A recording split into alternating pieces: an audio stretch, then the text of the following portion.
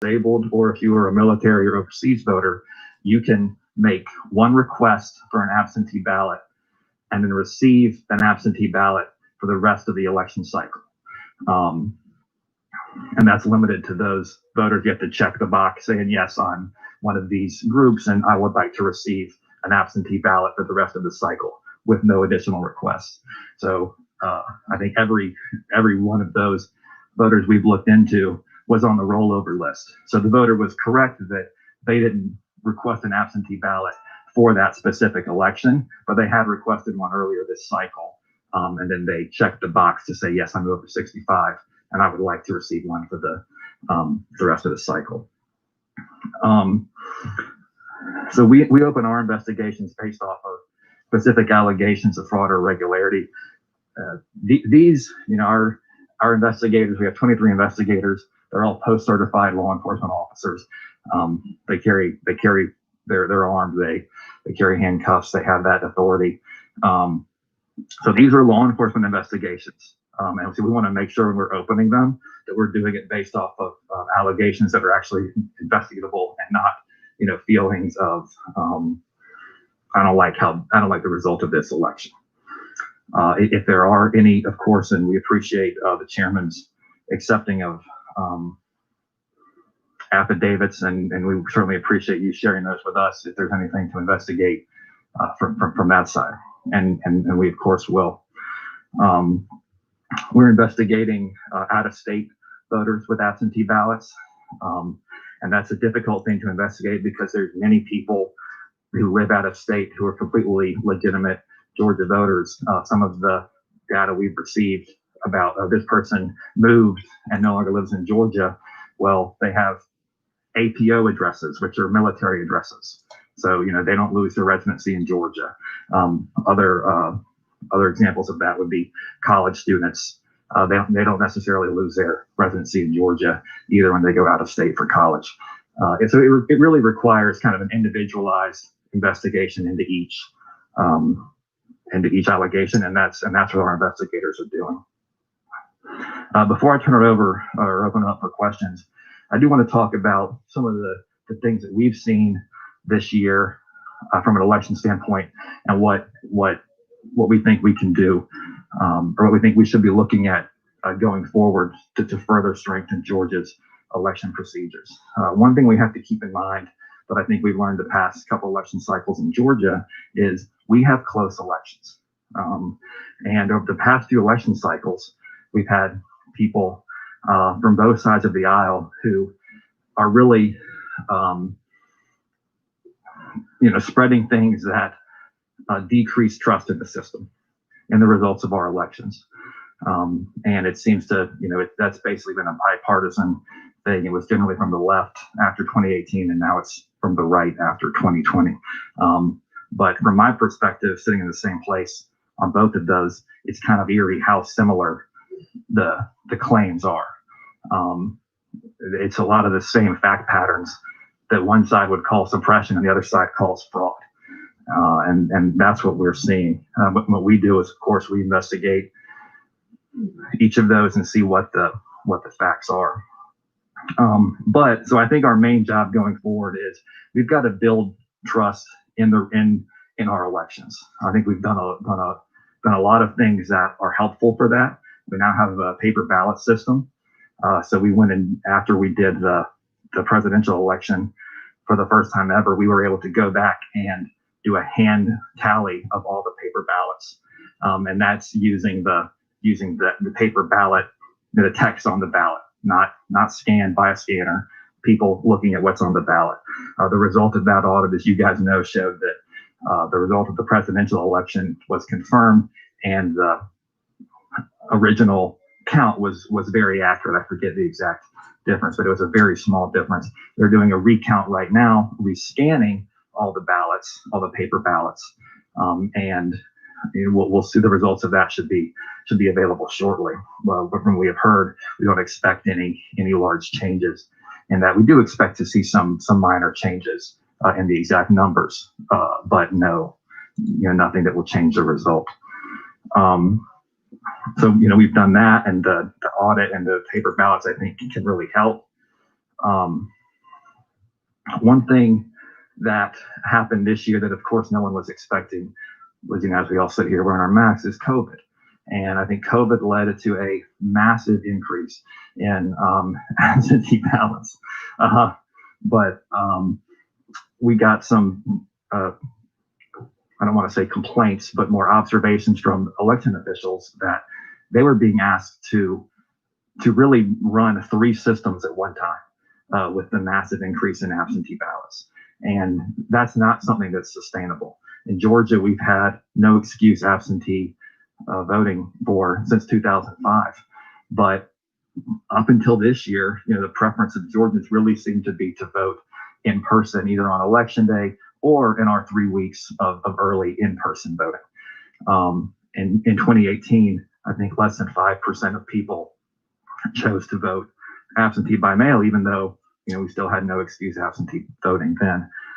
This year it went up to, I think, in the general election, about 25% of ballots. 1.3 million ballots were cast absentee by mail.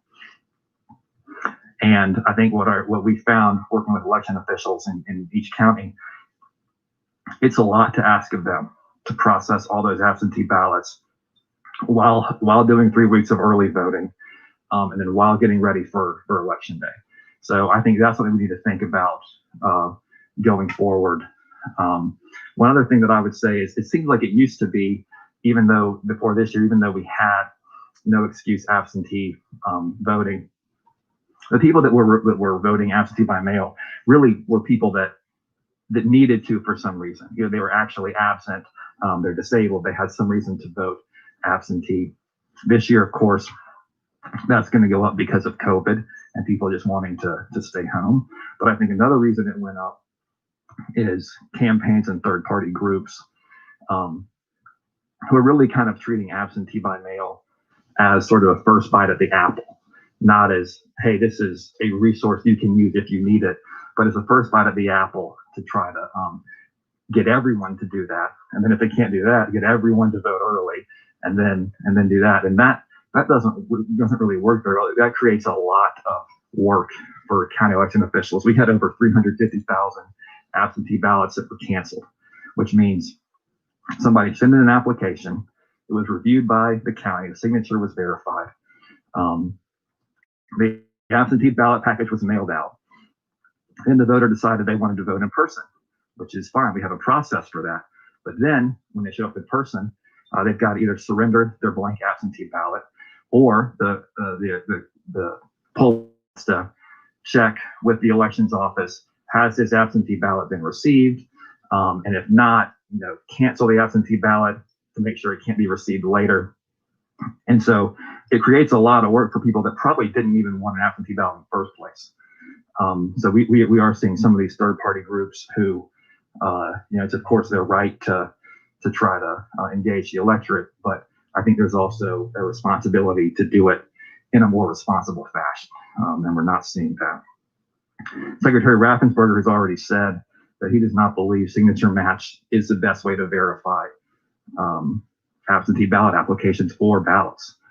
And we're looking at what other states do to see, if there's a better way to do that utilizing technology. We've seen one example of that in our online absentee ballot portal that the state election board authorized us to make. And we've seen similar results with that, kind of like with online voter registration a few years ago, where what we do with that is the voter has to, if the voter's first name, last name, date of birth, and driver's license number matches what's on file, they can request an absentee ballot through that portal. It really helps. It's easy for the voter. We think it's more secure because it has that driver's license check, and it makes sure there's no data entry or other types of issues at the county level. So there's going to the address that the voter confirms. So that's an example, I think, of a better way to verify these, and we'll be looking at what other states do with that as well. One other thing that we've seen, with the huge increase in absentee ballots is allegations of people who are no longer residents here voting here, and that's, I mentioned that earlier. We're investigating that. This is kind of unfortunately out of our hands, or even out of y'all's hands, but there's federal law that restricts what we can do on that front. The way it works right now, based on a law passed in 1993, when we identify that someone has moved, we move them to inactive. They remain on the rolls for 2 general election cycles. That's a long time in this, and it feels like a lot has changed since 1993 in terms of how quickly things happen, how quickly we can get in touch with people. But that law basically still remains the same. So I don't think that's for me, probably. But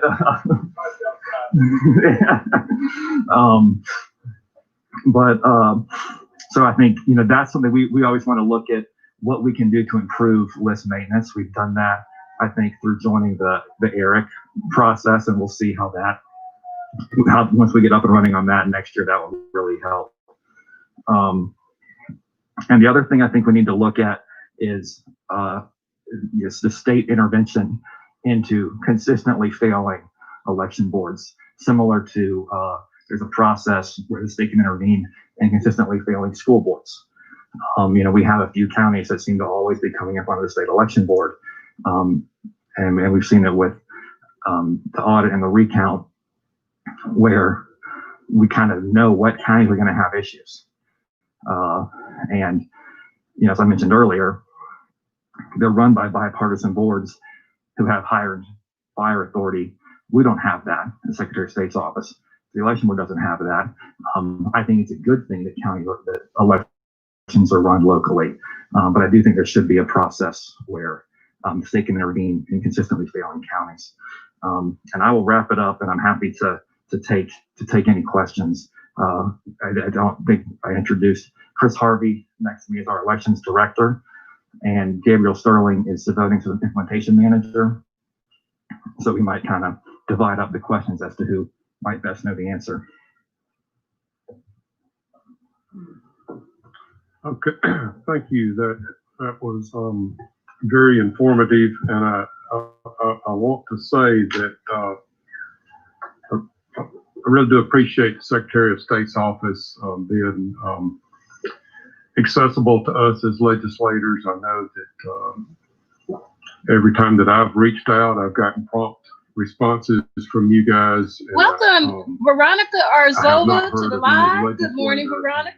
Thank you for coming in. Expressed any complaint about access to. Welcome, Tosh Time, to the live stream, everyone. Very forthright with us, and thank you for your we support, appreciate that. I Tosh. think it goes a long way. Tosh Time is a moderator for the BLR developing family. this, You guys better be confidence careful. in the election process. And It's we vital also have a to bot our for the bad guys. democracy. So we're not playing around in here. Is that? Thank you for your support, and pound up the likes, family. Presentation. I mean, you guys didn't intend to present, just going to answer questions. Okay. Yes, sir. Let me. I trust that there's some questions that committee members may have, and if you will press your button on your microphone, to the best of my ability, I'll try to recognize you in order. But I did want to take just a quick break here to recognize additional senators who have joined us. Caucus Chairman John Kennedy has joined us. Kay Kirkpatrick texted me and said she was watching online. Senator Matt Brass was at the door. I think he is now watching online. Senator Larry Walker, our Vice Chairman, has joined us. So we appreciate that. You guys, anyone else, any other senators that are participating, I'd like to hear from you. We'll recognize you. And I think it's also the appropriate I wouldn't want to leave out our committee members. I'll just run through that list real quick. All of the committee members are here. Vice Chairman Marty Harbin, our Secretary Elena Parent, Senator Greg Dolezal, Senator Jen Jordan, Senator Sheikh Rahman, Senator Valencia C., our Pro Tem, Senator Butch Miller, Senator Randy Robertson, Senator Tyler Harper, and Senator Steve Gooch, our whip, is also in attendance. I appreciate you guys being here. And being willing to help us accomplish our goals here. I see a message that Blake Tillery is also joining us from his office. I'm not seeing any questions on the screen here.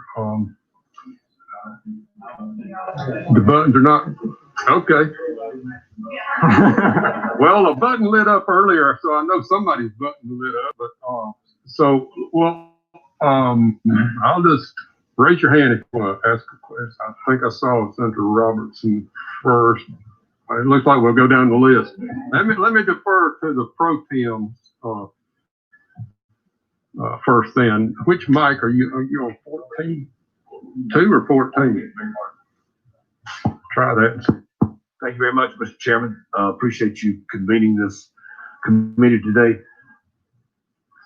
Earlier, you mentioned the 24-hour/7 video surveillance of the drop boxes. What has your experience in retrieving the video surveillance, and has it been consistent throughout the process? Yes, sir. Good question. One of the things that's in the state election board regulation is the video surveillance has to be kept for 30 days after certification or to the conclusion of an election contest, which there are numerous election contests going on right now. And that it has to be given to Secretary of State investigators upon request. When we just renewed that law, we added or to the public at basically the least prohibitive cost possible. It's always been a public record, and public has made open records requests and have received it. We have requested it as well for certain investigations. We received a complaint in Cobb County regarding suspicious activity around a drop box. We requested the surveillance. We're able to get it very quickly and review that time period of that specific drop box, and found that there was not anything kind of untoward that happened. And then what we have, so anytime we've requested it from a county, we have received it. I know Fulton County had some issues at the very beginning, having everything up and running back in the primary, but those seem to have been resolved. What I have told people who make public requests, if you make a request and you're not receiving it, let us know, because that's something that we want to make sure they're publicly available. And a few people have taken us up on that. And then we've requested that tape directly from the counties, and I believe we're in the process of getting some of that. One thing that people want to know is, did people close the drop boxes on time? There's been a lot of requests for that, 7 p.m. on election night and later to make sure they close them on time. We told the county beforehand, you got to make sure you close these on time, because in this day and age, DLR family, please do me a favor and drop a comment off in the chat. I would like to know what you guys are thinking about. What is going on with all this election fraud? We requested some video surveillance from certain counties, and the media doesn't want to talk about it. You see, it's not on your news anywhere. We have not seen any instances of that. If you don't want to drop a comment off in the chat, drop a comment below after very thorough, by the way.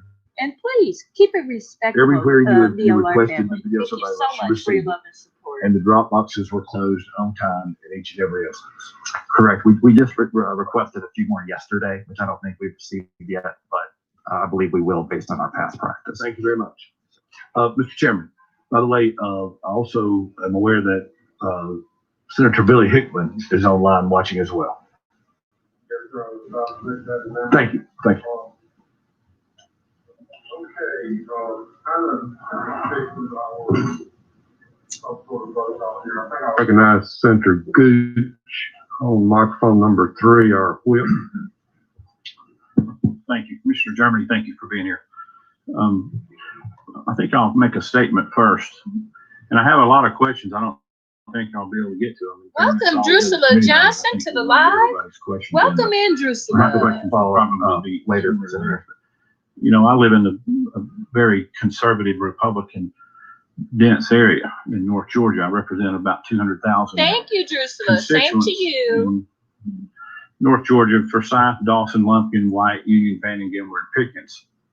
I sit around the table at numerous places and have breakfast with bus drivers and contractors, construction workers, school teachers, common everyday citizens of Georgia. And then I also go to Republican Party meetings and so forth. So I'm going to try to build this statement based on a consensus of what I'm hearing from the people that I represent. We have totally lost confidence in our system, in our election system this year. Maybe that's not a fair statement, and I'm not directing that to you. That's or how to they the feel. secretary. That's how they feel. That's how they feel. And I think we all have a duty as elected officials that represent them. I'm their voice, and I'm here today on behalf of those citizens. I have a duty to let you know that this issue isn't going to go away unless we make some changes. And I've already heard you go through a list of about 12 things that you or Secretary Raffensperger has indicated he feels or you feel needs to be looked at or adjusted or modified. And I'm wondering why we haven't already done that. Okay, Drusilla. Ask for those Drusilla changes has in an the past. opinion. I respect your opinion, Drusilla. Thank you the past, but we've got to for putting your establish opinion trust in down in a respectable way without putting another person down. So You're what I'm saying is, respectable. what can we do I to appreciate reassure that. the citizens of Georgia that this next election is going to be a fair election? Not that the other one wasn't, but a lot of people feel that it's not fair and that there was fraud. And you've already indicated there's multiple cases of fraud being investigated.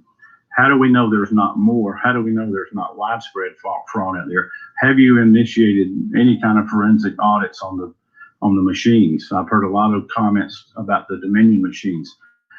What kind of external or internal forensic auditing can be done or should be done? Should we bring in the GBI? Should we bring in a third party computer scientist to look at the software programming of these machines? I'm hearing a lot of things out there, and I don't know, honestly, I can't tell you what's true and what's not true about it.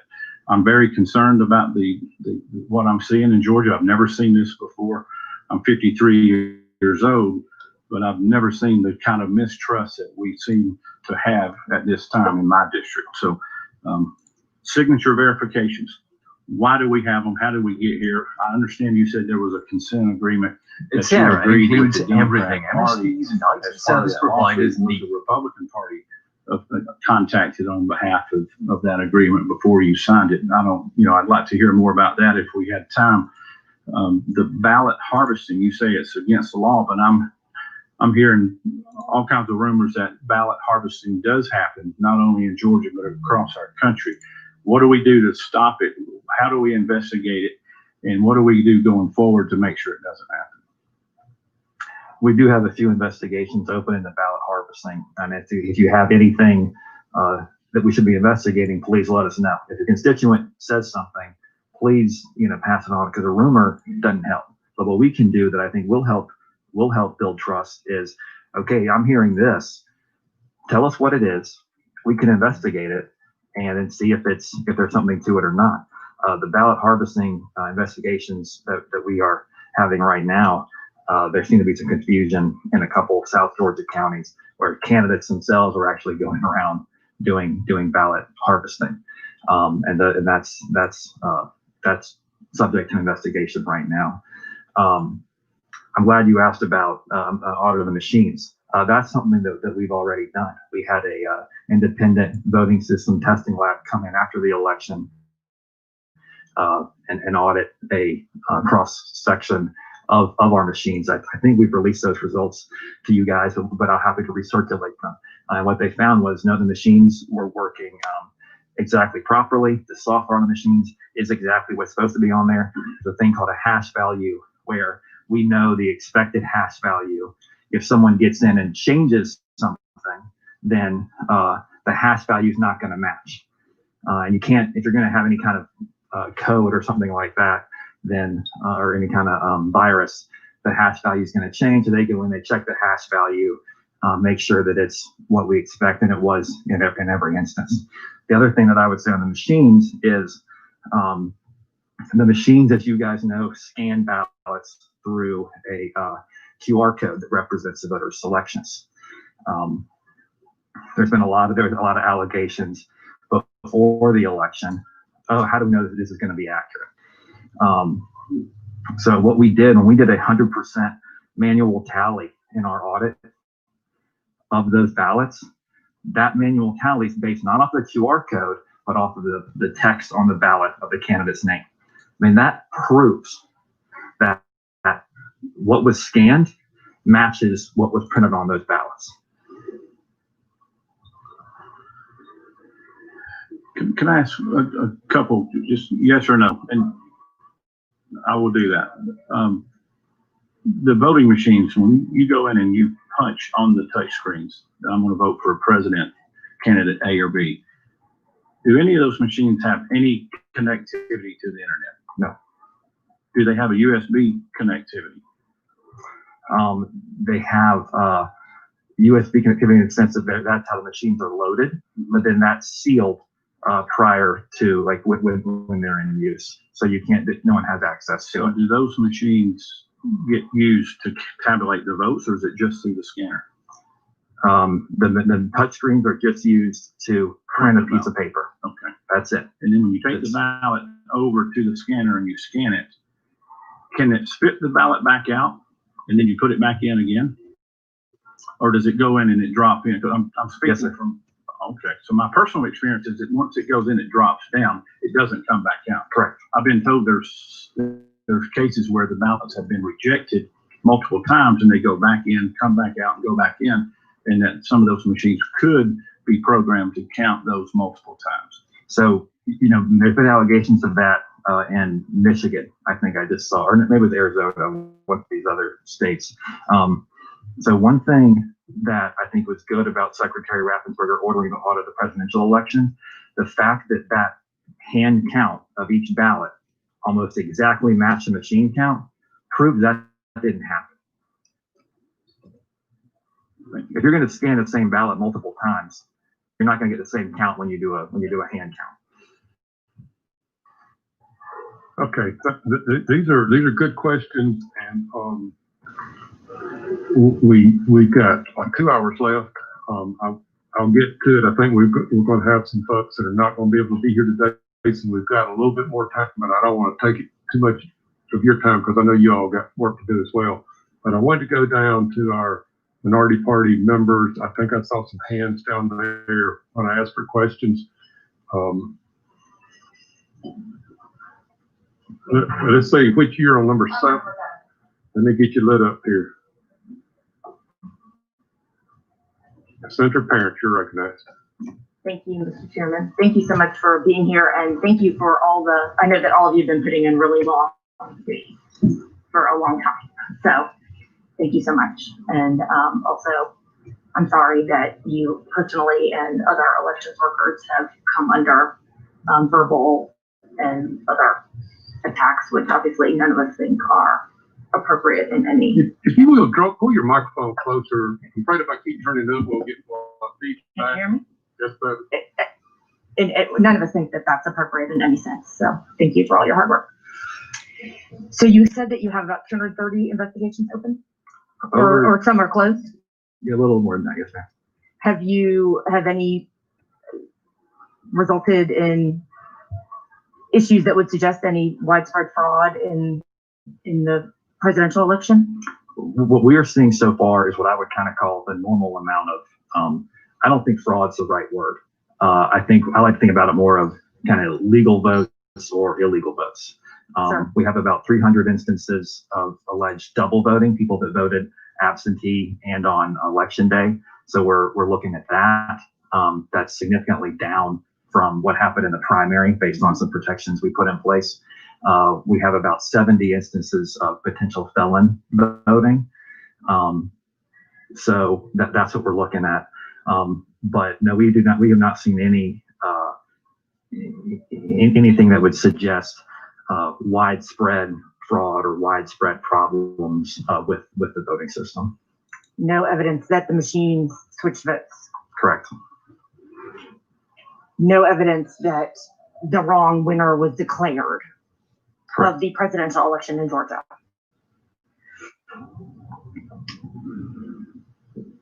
Isn't there already a procedure for the Secretary of State's office to intervene through your investigators and the elections board in a county that is not managing an election properly, or via a court case? Aren't there two methods by which that can be accomplished? So there is, the way it works now is if there's an allegation that a county has not done something properly, we open an investigation that goes in front of the state election board. The state election board will, if they concur that it's been a violation, refer to the AG's office. And that usually results in a fine to the election board or a consent order where we put in place things to try to fix it. There's not a mechanism basically for state intervention to say, you know what, you guys keep on failing. So something more needs to change rather than just dealing with specific specific kind of case-by-case interventions. So there is a method by which changes could be forced and questions could be raised in procedures, but you cannot currently take over an entire county's system. I don't know if I would agree with the way you put the first thing, but there is a procedure for you to address problems that you have identified in a particular county's management of their elections currently. And if the state elections board agreed with you, then that could happen. It goes through the state election board, and it's really a kind of post hoc, individualized. Here's what needs to be done to fix that one issue. Thank you. Would you agree that there was a significant decrease in issues reported with Fulton County for the November election versus the June election? Yes. One last thing. Is it not the case? I understand your characterization of the left questioning elections after 2018 and the right after 2020. But I want to just raise something and ask you and push back a little bit, because is it not the case that there were lawsuits filed that federal judges agreed with that were showing that eligible voters were unable to cast ballots after 2018, and indeed we changed the law to reflect that right here in 2019. Oh no, that's too easy. And that here there have been not been successful. I think you're right, Yusla. Court challenges or evidence raised in the same fashion. Would you agree with me? No. I would say that in not one single one of those cases after 2018 was a single eligible voter shown not to have been able to vote. You're correct that some federal judges entered some relief. There was a bunch of court cases brought this year. You know, some federal judges entered some relief. Then it was stayed by the 11th Circuit. Well, that was different though, because that was like a sort of pre-voting lawsuit that you described earlier, right? Well, what I'm saying is there was relief granted by federal judges after 2018 elections. And we don't need to debate it. I just wanted to lay out there that I will say, from my perspective, in the same place, it is eerie how similar it feels, the allegations made after 2018 and the allegations that are being made now. Okay. Now I wanted to address one thing that the whip raised. I recall arguing quite strongly in whatever year it was, 2019, I think, that we should purchase a less expensive, more secure system in line with what the computer science experts and others were telling us. And that was not agreed. So it's very interesting sitting here now, all these attacks on Dominion. And as you've already stated, there is no evidence that votes were switched, and we were able to look at the readable text. So I'm not at all arguing that there's an issue there with the way this election was conducted. But I want to tell the whip, I still believe we could have gotten a less expensive, more secure system. And to the extent that anyone wants to discuss that in the majority party, I would be happy to do so. Okay, thank you. Thank you, Mr. Chairman. You're welcome. Get that microphone off. Before we drift to, no, I'm picking on you. I'll point out that Senator Parent has been very helpful to me in this process and trying to get witnesses here, and I appreciate your help. Let me also mention 3 more senators that I'm aware of joining us.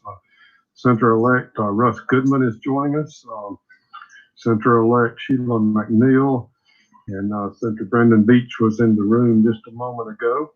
So we welcome them as well. And let me also, before I forget again, outside on the table with where you can get the affidavits is a list of some other places that you can file reports of election irregularities or observations or what have you. So that is available. If members of the committee want a copy of this, we'll be sure to get you one. But just wanted to make that announcement. I think the next hand that I saw was Senator Robertson. On microphone 2, you're recognized. Thank you. Mr. Germany, thank you for coming down. I know you guys have been really busy. I appreciate how responsive your office has been. Mr. Teasley is always standing ready. When I call him on his cell phone, once he realized that the people using his cell phone number were actually friends after a while. And I appreciate the effort Mr. Sterling's put out as a PIO for 8 years. I understand the heat that comes from a lot of these situations. But you made a comment when you first started discussing the 2018 election because of the absolute chaos that occurred there, that y'all knew that 2020 would be no exception. So I would not say that there was absolute chaos in 2018. Well, and there was a lot of sort of people making claims, right. But in terms of the election process, Right. I would say that it was very orderly and regular. And I'm thinking inside the silo, it always seems that way. Out amongst the individuals that vote, the constituents that we represent, it's a little more chaotic than that. And I think even today we can say that. As much control as I think your office has shown, Secretary of State's office has shown, what you guys are getting into the office are a lot of times filtered from what we're experiencing out there. And I think the whip pointed that out perfectly when he talked about going out and having breakfast and coffee with constituents in certain parts, and the information that they receive and where they receive it from really doesn't matter.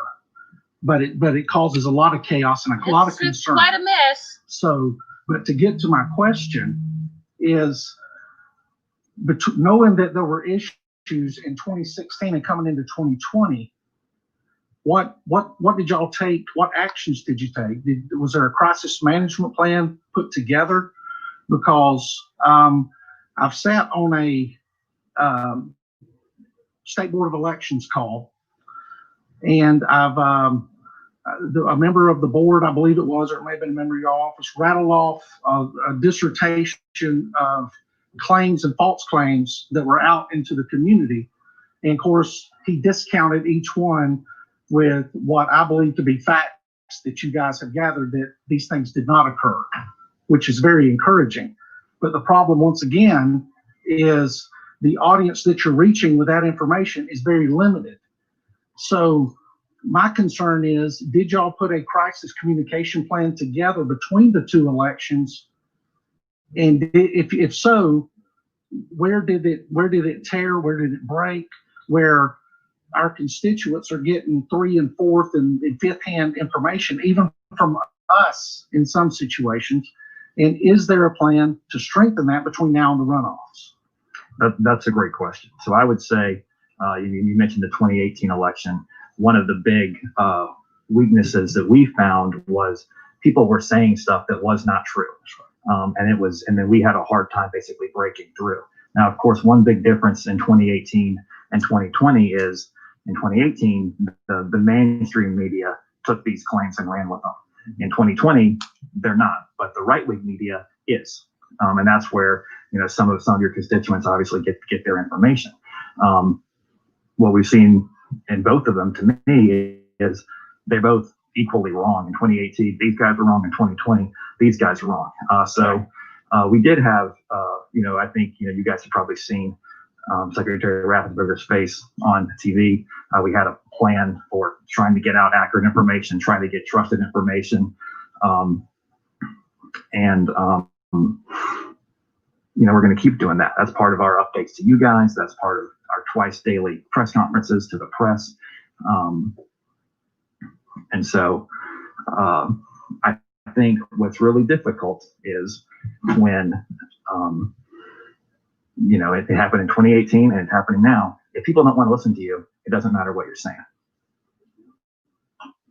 Well, and I agree with you. The problem is talking to the mainstream media, you're not communicating with the public. And talking to me in another part, you're not talking to the constituents. Like I said, every time Mr. Sterling's got up and gave a presser, whether I understood everything he was saying, I agreed with everything he was saying, but he did an incredible job.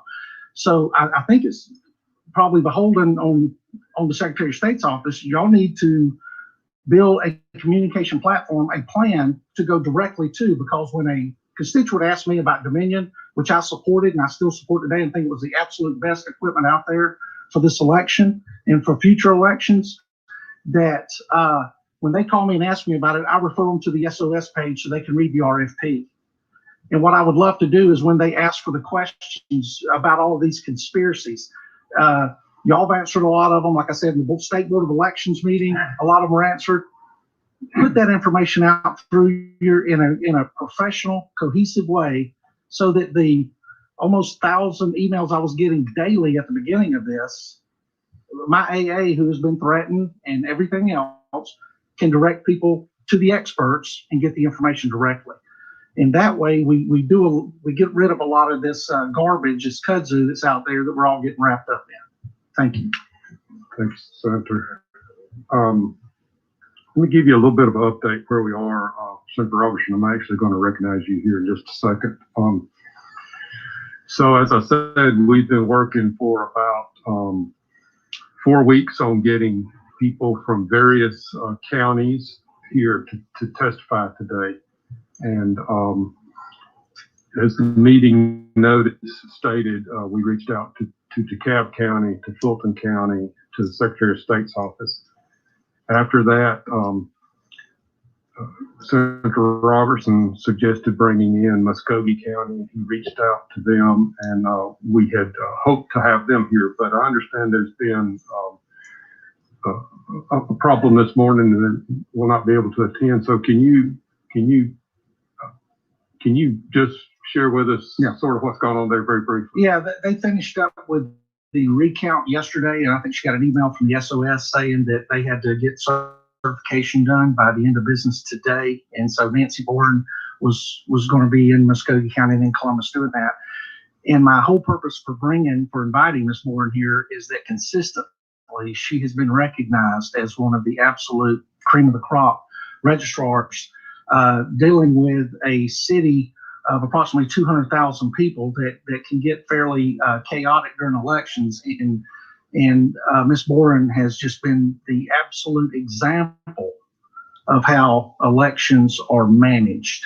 And so my reason for reaching out to the chairman, and I appreciate him agreeing with me, was to have a standard shown so that we could see those that are failing to reach that standard a little clearer when they talked about how they ran elections. And I do apologize, but as professional as she is, she follows advice and she follows the rules and regulations. And I just appreciate her agreeing to start with, but I completely understand why she wasn't able to be here. Thank you. Nancy Bourne is undoubtedly one of the best election directors in our state. Yeah, and I thought for that reason it would be good to hear from her. But welcome, so Joe Blows, to the live. Welcome in, Fulton Joe. County I'm having a little bit of trouble keeping up with this, but Fulton County is here. They're going to present to us. We had 3 hours allocated for our meeting. We're approaching an hour and a half into the meeting. My plan is to continue. If you guys will give us another 17 minutes, we'll continue with some question and answer with the Secretary of State. And we're going to bring in Fulton County. We'll go through the same process with them. Senator C, you had asked to be recognized. I want to get your questions, if you will, and then I've got a few that I think will be good for the whole that I'd like to pose. So, Senator C, you're recognized. Thank you, Mr. Chairman, and thank you first and foremost for requiring masks in our meeting. I really do appreciate that, and I thank you all because it makes a world of difference when you're talking nationally how Georgia looks. But I want to take us back for a second. I was elected to the House and I got my training, and I came to the Senate, and that's the year that Georgians elected a Democratic Senate, but a Republican governor who was Sonny Perdue. We can't forget we got 4 switchers that changed the voters' input at that time. The voters had elected a Democratic Senate, but we had 4 switchers to switch, and that made it Republican. Through that era, I've still been here, but one of the things I heard in your presentation or somebody mentioned about the big change. I know Clayton County, where I live and represent, is part of that change. I want everybody to know we worked hard turning out the vote in Clayton County. Terrell Starr, if you remember him, Bill Lee, strong Democrats. Clayton County is strong Democrats, but working the grassroots and working hard, turning out the vote, helped get us to where we are today. I hear fraud and innuendos and all these other things, but the real deal is work, turnout makes a huge difference when you can wake folk up and give them a reason to understand how important the vote is to all of us. I just wanted to make sure that you all know that I really appreciate what you all are doing, because I have been part of leadership in a lot of national, because I started on the school board in Clayton County back in the 90s, where I met and built relationships. And to have those folks texting and calling me, talking about Georgia, gives me great pride. And you all play a big role in that. But all the innuendos, we didn't go through all of that when we got 4 switchers to undo what the voters had done in terms of it. Well, some of them didn't get reelected the next cycle, but we had a strong Secretary of State with Kathy Cox. I mean, we have had Democrats, and it's been a long process for me personally. Senator, you got a question. But here, my question is, are we gonna make sure that we don't just take it just because of the noisemakers? That's my question. I would say we're doing the same thing that we have been doing since 2018, even before, when people have started, challenging the accuracy and the results of our elections. We just have different people mad at us right now. Sure. Thank you for your integrity. Okay, I want to move as quickly as I can. I'm going to take a little bit of chair's prerogative. I think I got some questions that would be beneficial for the public to hear your response to. So to try to move quickly, I'm going to sort of rattle these off at one time. We don't need a lengthy answer, but I think these are. That's the second time someone said that today to me. So if you will, just talk to us once again about the signatures required for absentee ballots, how that process goes about to get an absentee ballot and how that ballot is verified, if you will, when we receive it. And I think that what you said was there is a bipartisan election board, and those people have an opportunity to review those before the envelope is opened. And if they challenge it, it goes into a challenge pile, and there's a cure period for that. But I'd like you to run through that real quickly.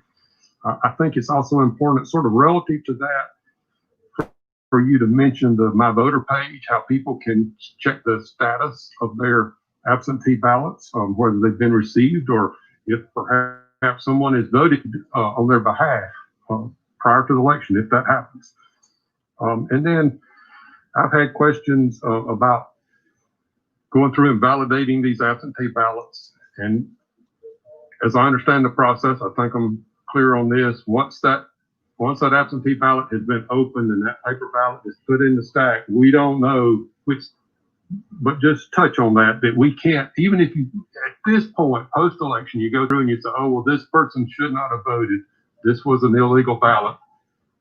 Whether or not you can reverse that or pull that ballot out of the count. And then when an absentee ballot is requested, where is it mailed? Is it mailed to the addresses on file for the voter, or could I say, oh, well, I'm off on vacation in Minnesota and I need you to mail my ballot to some other location other than the one on file? And then finally, because we all do get requests to have a lot of things investigated, talk to us just a little bit about the requirements, the staffing, what you've got available to you, how long, if you can speculate a bit on how many man hours are invested in an investigation of a single allegation, how you try to group them together to pursue. Just give us some feel about those if you can. Yes, sir. Thank you, Mr. Chairman. So on the signature process, the way that works in Georgia is first, someone submits an absentee ballot application, and the signature on that application has to be matched with their signature on file before they're ever sent a ballot. If it's not signed, they're not sent a ballot. If that signature doesn't match, they're sent a provisional ballot, and before it counts, they've got to come in, sign an affidavit, and show their photo ID. So that's the first step. If the signature does match on the application, the voters mailed a ballot. And I'll jump to one of your other questions. It can be mailed to their address on file, or a temporary out-of-county address. So we did have that this year where people were, quarantining and in places besides their regular address. So you can mail it to a different address out of county. You cannot mail it to a different address in the same county. So that's a restriction there. If you're going to be in your same county, you've got to be getting it at your registered address. So when the absentee ballot's mailed, it comes back. That absentee ballot envelope is signed on the back, voter's name, and it's signed on the back. If it's not signed or the signature doesn't match, then that generates a cure notice that says, hey, your signature didn't match. Here's the problem. And what we have seen from previous investigations is when the signature didn't match, it was generally the voter. And for some reason, their signature had changed over the years. It might have been a case where they got married, they had a new name, signature was different. So that's why we put in place the cure process, to uphold that signature match requirement and strengthen it. When the ballot comes back in, it's matched off of all of the signatures that are available, especially if there's a question. For most of them, there's no question. You look at it, it clearly matches. They're good. If there's a question, then you expand it and you look at everything you've got available to see what's going on here. And that could be the application, the signatures on file, other signatures they might have. So that's how that works. And then once it's matched, you're correct, Mr. Chairman, the envelope is separated and it's kept, and they're available. They're kept for 24 months. And the ballot itself is in another envelope that's not marked, and that's separated and sent to basically to get ready to be counted when that time comes. And that's because we have a constitutional right in Georgia to a secret ballot, and so they verify that it's you, and then they separate your ballot so they don't get to see who you voted for. Talk about the My Voter page. Yes, sir. The My Voter page. If you go to mvp.sos.ga.gov, you can look up where you're registered to vote and your precinct. You can also look up your absentee ballot status. It tells you if you've requested an absentee ballot, if the application's been accepted yet, and then when you mail your ballot back in, it tells you if your ballot's been accepted. So you can check that whether you vote, and that's the case whether you vote by mail or early in person. You can go check and make sure, okay, yeah, here I am as having voted. The other thing that we put in place this year is a system called ballot tracks you could sign up for and say, I recommended this to my parents and my wife who voted absentee. They were getting concerned about, didn't my absentee ballot count? They signed up for ballot tracks. Right when it got accepted, they got a text saying, hey, your ballot's been accepted. So you're good. So you can sign up for that process as well. And all of those things, help increase security and confidence. People can know this is what, this is how my vote has been treated. And all this is a bunch of individual votes put together.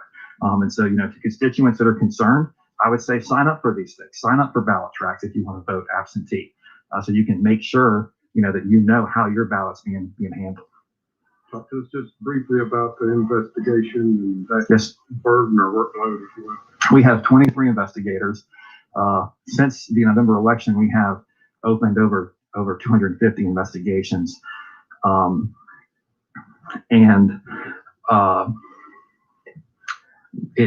in voting, it really does require individualized inquiries. And you see things on Twitter generally about, here's what I found, and it's kind of a list without an individualized inquiry. To do a real investigation, you've got to, we talk to the people involved. If it's an out-of-state voter, we go to the address they say is their home address, and we see, are they associated with that address still? So those are the things that we're doing, and it is time consuming. We do triage them to try to, get the most sort of important ones first. And we'll continue to do that. Our investigators are working as hard as they can to make sure that everything that's questionable is investigated as quickly as possible.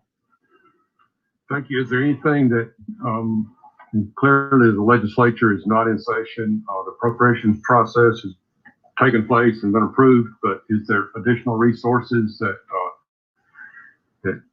well, let me do it this way. And I know that I feel like we have extended that opportunity to the secretary, but if there's things that the legislature can do to help out in the meantime, please let us know. Sure. So in interest of time, I've about used up the rest of the time. Senator Dolezal had asked to be recognized, and I wanted to go to him. We are trying to move to Fulton County at 11, so try to prioritize as best you can. Which microphone? Thank you, Mr. Chairman. Thank you, Ryan. I'll go quickly. Do you know what hash algorithm was used on the machines? Was it MD5, SHA-256? I know it's probably out of your depth. I believe it was SHA-256, but I'll have to get with you individually to confirm that. Was the entire drive hashed? I'm going to have to get some different people with. Fair enough. Unless the entire drive I'm the lawyer. Understood. Unless the entire drive was hashed, unless you had source code to review, what we've done so far is inconclusive. I'm happy to send you that, and then we can take any feedback to improve those techniques. Thank you. What's the first line of review for the signature match? Who is the person or group of people who review a signature in elections office?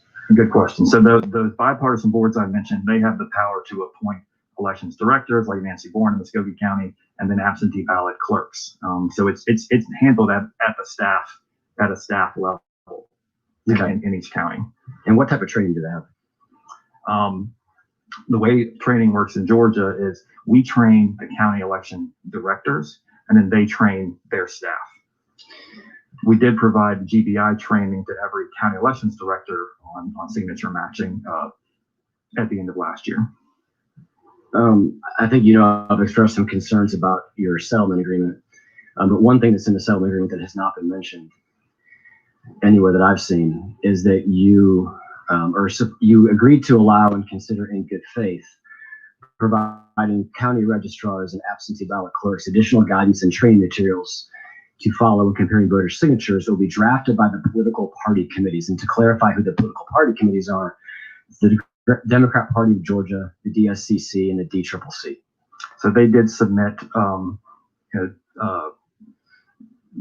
additional guidance for us to consider. We considered it and did not send it to county to utilize it for training. Thank you.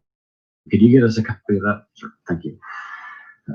Was there electronic software available for signature match, and was it used, or were there any counties that did not use it? It's my understanding that the Fulton Republican Board of Electors did not certify the election, primarily because the electronic tools that were available for the signature match were not used.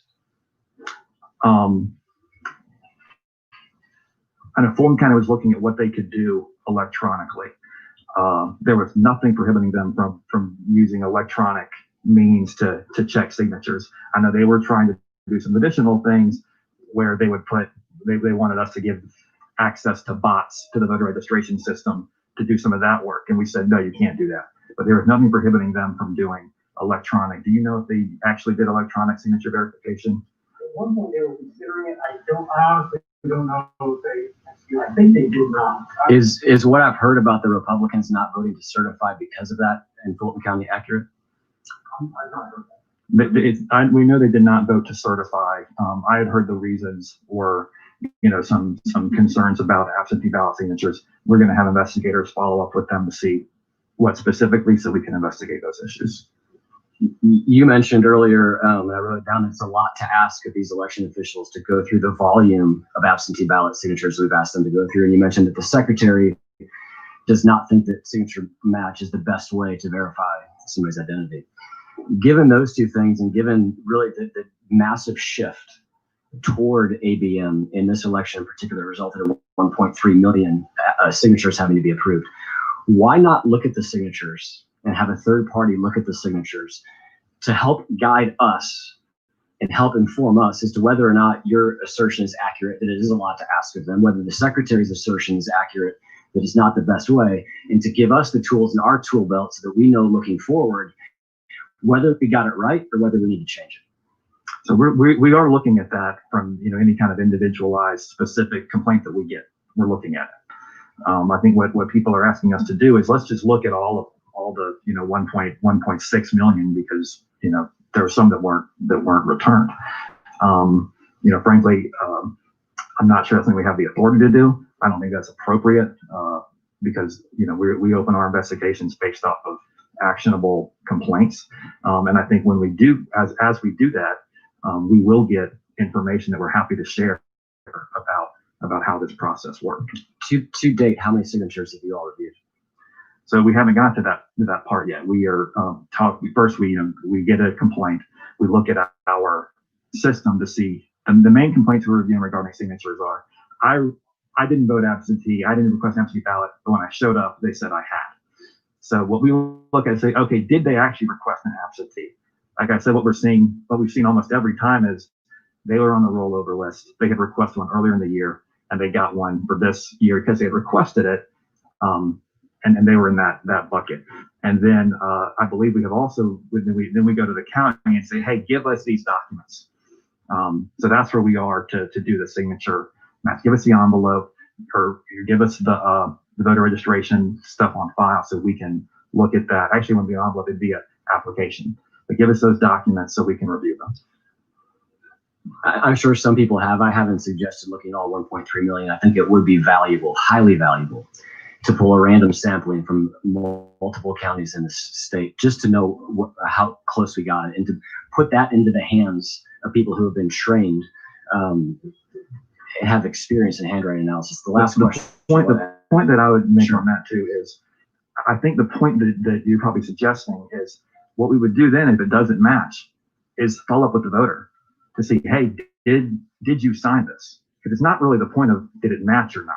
The point is, did that voter sign it or not? Well, the point is that they should have been sent to provisional ballot. That's the point, is that ballot should not have been accepted and that ballot never should have been counted. The point would be is that the system failed us, and we have potentially, to your point, we don't know conclusively, even if the signature doesn't match. What we do know conclusively, the signature does not match, is that should have been a provisional ballot, not a ballot that was accepted. You mentioned earlier that we send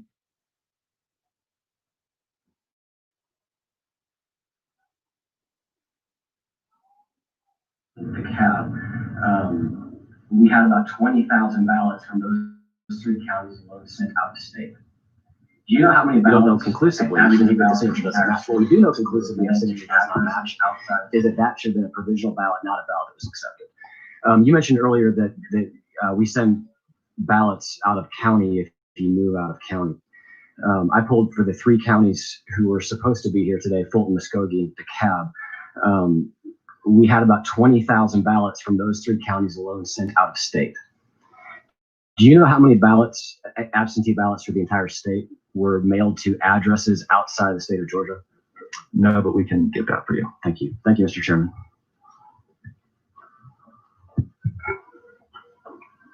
Okay, here's where we are.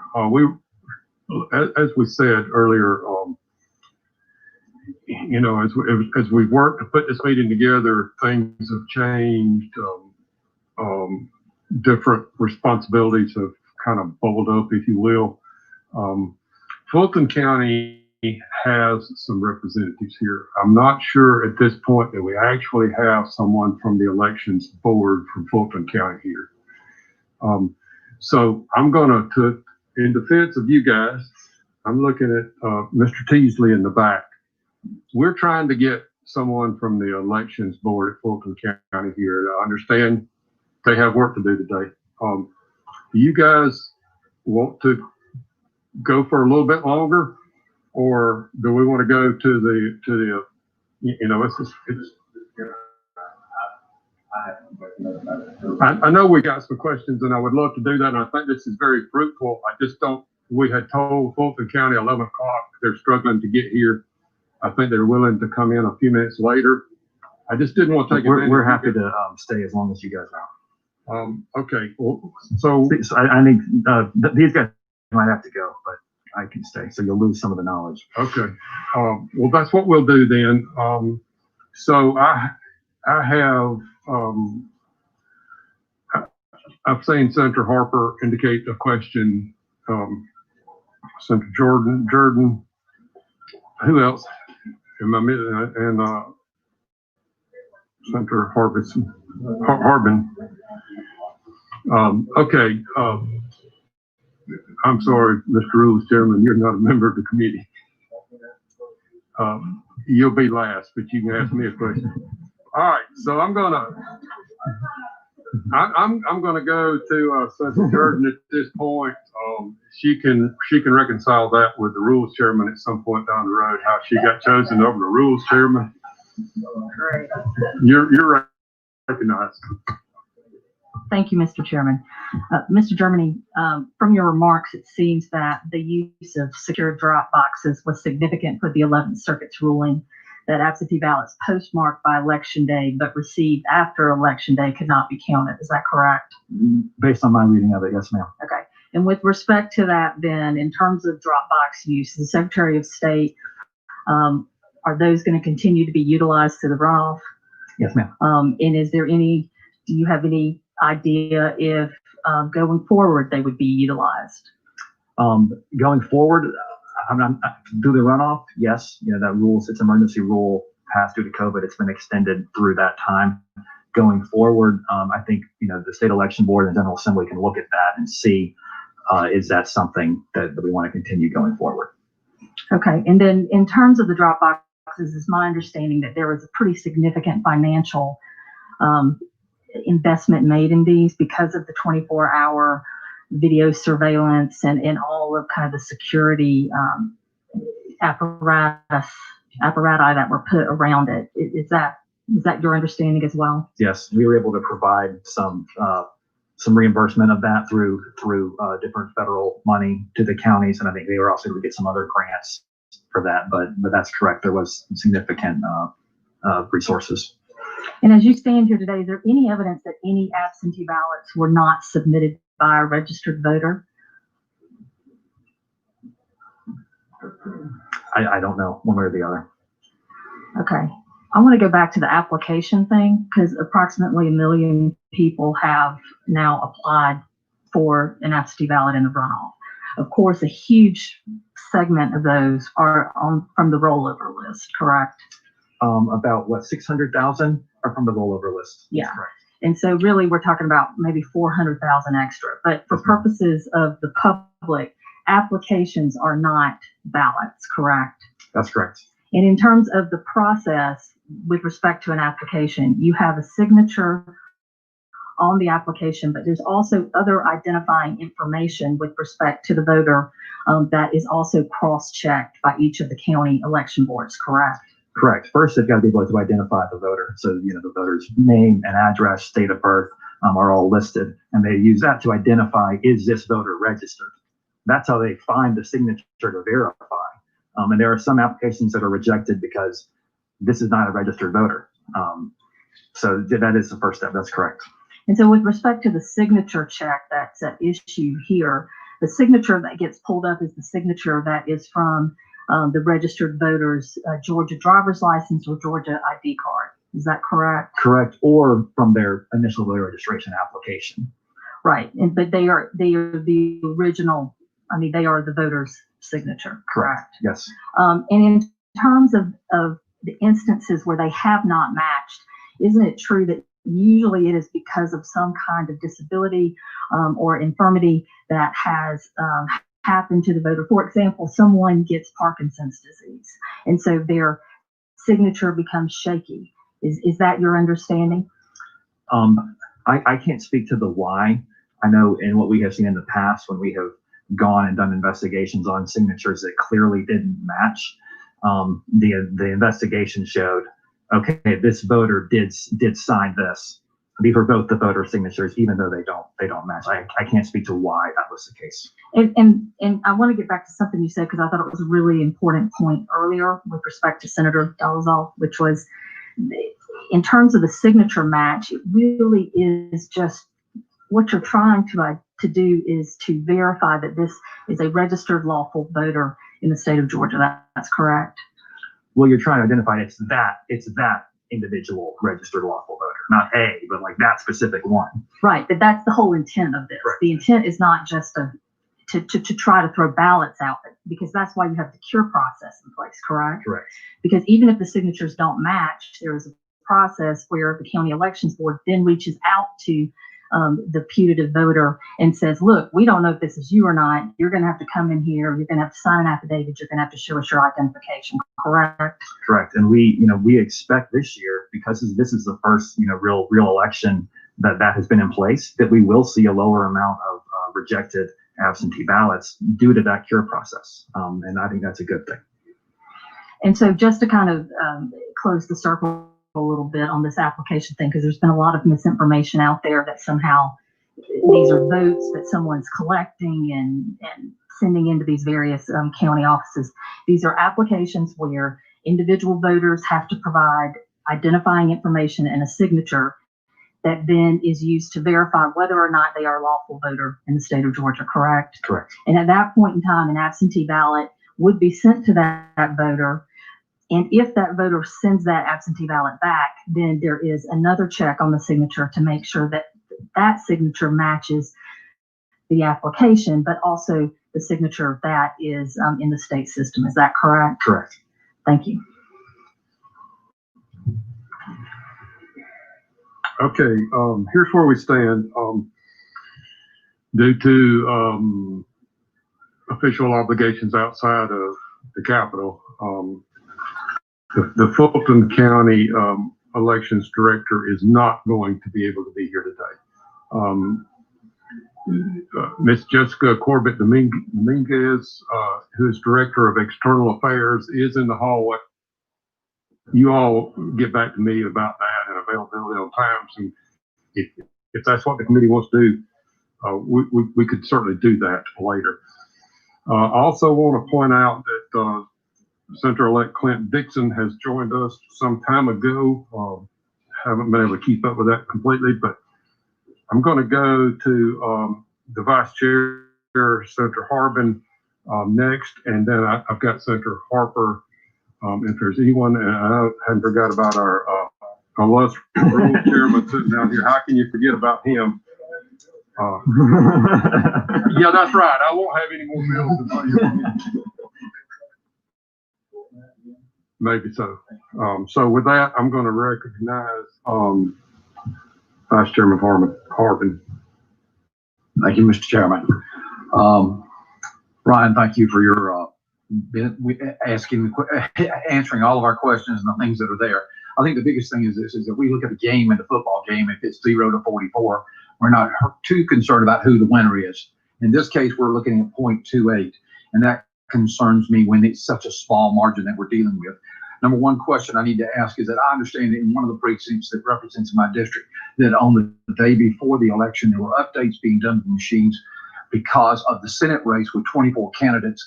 The machine was having problems in printing that. Is that a true statement that those were being updated on the day before the election? No. Is this Spalding County or what? Where's it? I'm going to get to Spalding, but this was in Fayette County. I understood that there were people coming in with USB drives to update machines the day before the election. We did update the machines to handle how that Senate race appeared. It was based on something that was found when counties did logic and accuracy testing. So in Georgia, we have a really robust logic and accuracy testing to make sure before the election the machines work like they're supposed to. They found something that was, Dominion, it's kind of a 1 in a million thing that they found it. So our election directors, the fact that they found it, I think is to their credit. We were able to put in a fix for that to make sure it didn't happen. It was not the day before the election. It was that's a couple weeks at least, or maybe I can get you the exact date, but no, nothing would have been changed the night before the election. One of our precincts has things working on. I understand the day before they were there working on, so that was a concern. I know that in the audit process, we found votes that were on chips. And when we start getting down to, like I said, photo finishes, we don't have instant replay. There were, in the first audit, we found votes that were still left on chips. Am I correct? On memory cards, yes, sir, that's correct. Not handled, so that issue comes into play. And in Spalding County, if you would, I know that there has been the request for the resignation of the supervisor there. Could you expand upon what y'all found in Spalding County? Because that's a concern to me, because the machines were down on election day, things of that nature that I got a lot of calls on. And even this, one county matters because of the narrowness of what's going on. So the first point you made is exactly right. We have narrow margins here. And so that's why everything we're looking at to bring to you guys in the next month is based off of that. And when you have narrow margins, the media was asked about the election, are you seeing the evidence of widespread fraud? Are you seeing the evidence of widespread fraud? And our response was, we don't have a widespread margin. And so that's not really our, that's not the goalpost. We have to look at every single thing, because that's how everyone on both sides has confidence in the results. This year was more difficult because of the huge increase in absentee ballots. As Senator Dole was all brought up. That's what changed this year, the massive increase in the number of absentee ballots. Spalding County in particular, I guess I'll start, and it might be if I don't get it right, you guys can jump in. What happened there was kind of an improper loading of the poll pads. So that's what's used to check in when you go vote. Not the voting machines. This is that verifies who the voter is. And they weren't creating the cards correctly. It should be caught during LNA testing. For some reason it wasn't. She had said they were updating the night before. We went back and checked. It's not true. They shouldn't have been doing that, and they weren't. So I'm not really sure why she said that. But there's a very easy fix to that, which is you go straight to the machine, and there's another way to pull up the ballot through putting in an activation code. They did not do that kind of seamlessly. We had to remind them about that. Once we did, I think they got everything back up and running. But that, oh yeah, that's the other thing. So they were sort of emergency ballots. So that kind of slowed things down for them when that happened. Understanding one county can make this election and flip it either way. And that's why my concern is that we need to know what happened there and that those votes, the right votes, were counted. My last part is this, is that military votes that went to P.O. boxes, addresses that were out of state, is there an audit process for that we can confirm that military votes were counted and accounted for, and also that those that went to P.O. boxes, as I understand it, are not eligible if they go to a P.O. box or a mail center. Am I correct on that, sir? So you can't have a P.O. box or a mail center as your resident registered address. That's what you can't have because you don't live there. You can have a ballot mailed to there if that's your mailing address. That happens a lot in our rural counties where they get mail at a P.O. box, but you cannot have a P.O. box as your registered address, and that's something that we look at and are continuing to look at. What makes it a little difficult now is there are places where you can get an address that's a mail center that, it doesn't say P.O. box. It says, it looks like a regular address. Okay. But that is something we're looking at. And last thing is, I understand when the first audit was done, we had 52 counties who had no change, that stayed the same across the board. There was no change at all. Y'all remember? That's on the scale, we were exactly spot on with everything. Is that statistically probable when we have that issue in other areas? Just curious. Just for the record, identify yourself. I'm sorry, what? For the record, give us. I'm Gabriel Sterling.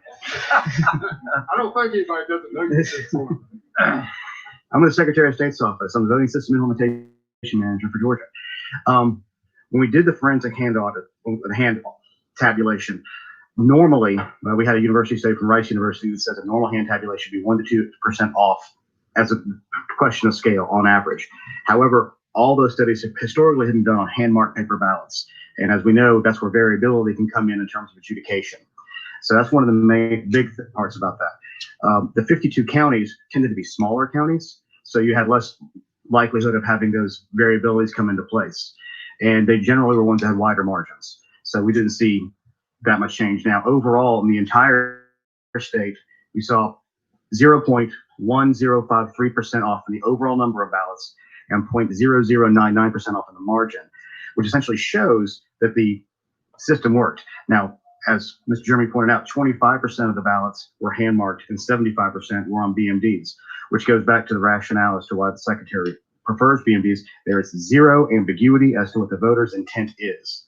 And most of the variability we do see was when they were doing the stacking, they were doing stacks of 10 and alternate them.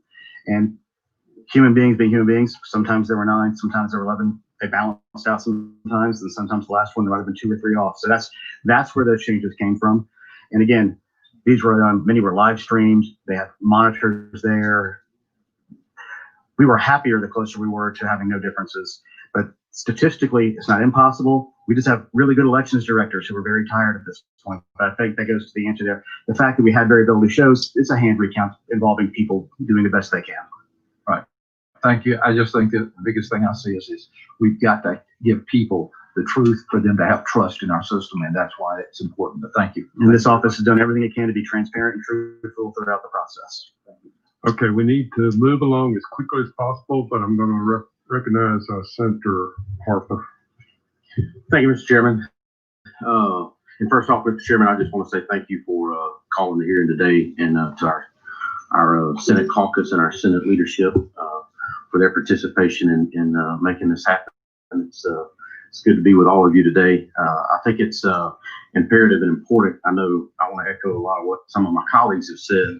You know, we have heard from a lot of our constituents, and I think that's why we're here. And I appreciate all of you being here today just to answer questions so we can have this open dialogue, because I think it's important to have a transparent process where we're able to ask the questions that we're being asked on a consistent basis, and we can ask it in a way where everyone can hear those hear the answers to those questions, and hopefully, in some cases, in some of the things you've alluded to, we can rectify some of the issues that may be false that are out there, and that those concerns that may not be false, we can get answers to address and see what we can do as a legislative body to address those going forward. So I want to start off by saying this.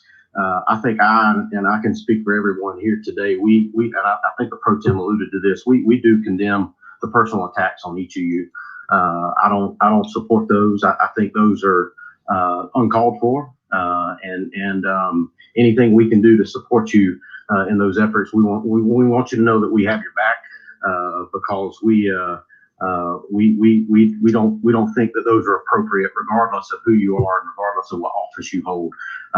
But we know that there's a lot of right now in this process, and I think all of you know that. But that said, just some things that I've been asked from some of my constituents, and I think just kind of reiterating some of the things that have already been asked. The pro tem referred to the ballot drop boxes. On the video footage that we have that is required in regards to the drop boxes, you said that is reviewed. How often is that reviewed? Do we review all of that footage? Is there a process to do that, or is that something you're continually working through? We review it upon request. Okay. If we get a complaint or if there's an issue, then we ask for it. Going back to what I was talking about earlier, how remember in each county there's bipartisan board of elections. They can choose to review that as often as they want, and when for signature matching, they can choose to be as involved in that as they want, and we encourage that. Okay. On the ballot drop boxes, is there a verifiable chain of custody from the time that box is picked up, taken to the warehouse or wherever it is taken to, until that ballot box is open to be counted? Yes. So the regulation requires that at least two people who are sworn deputy registrars pick up those ballots, count them, put them in a sealed container, fill out a chain of custody form, deliver it to the county elections office. At that point, they confirm the number of ballots, and then fill out the chain of custody form that's been delivered. So at that time, and seal. It's got to have the ballot has to be sealed. Okay. So at that time that is done, we know how many ballots are in that drop box when it is taken to that place. So there is a count of those number of ballots at that particular time. Correct. Okay. So regardless of how long it may take us to count ballots, we know how many ballots we may or may not be counting in the next couple of hours during that time period. Is that? So for drop boxes, yes, that's correct. And you're talking about for when they close them up at 7 p.m. on election night, because they're emptying them every day and bringing them in. On election night, you'll be able to have that count. And then there's also ones that, to the office by that time, 7 p.m., just through the mail process. There would not be a count on those, but but they would be counted as well.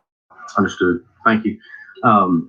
I agree with Senator Dolezal in regards to the signature match audit and verification issues and a lot of what he discussed in that regard. And I know you've already answered those questions, but I think you hit on a really good point in the fact that making sure the person that sent in that ballot is actually the person that signed that absentee ballot. Is there a process? Do you have a process? Or are we working on a process where we can audit that particular provision? Other than auditing the actual signature itself, I think it would be just as important to audit the signature verification to make sure that person actually did sign that ballot. Is that something we do? Are we looking at doing, or is that something we need to work on going forward? I'm not sure I follow. Is that separate from the signature verification? Yes, it would be separate from the signature verification. You mentioned earlier in your response to Senator Dolezal in regards to signature verification, the best way to verify signatures is to verify that the person that sent in that absentee ballot is actually the person that signed said absentee ballot. Yes. Is there a way that we audit that to make sure that that is taking place maybe in a sample audit of some sort or a random audit? The way we do that right now in Georgia law is through the signature verification.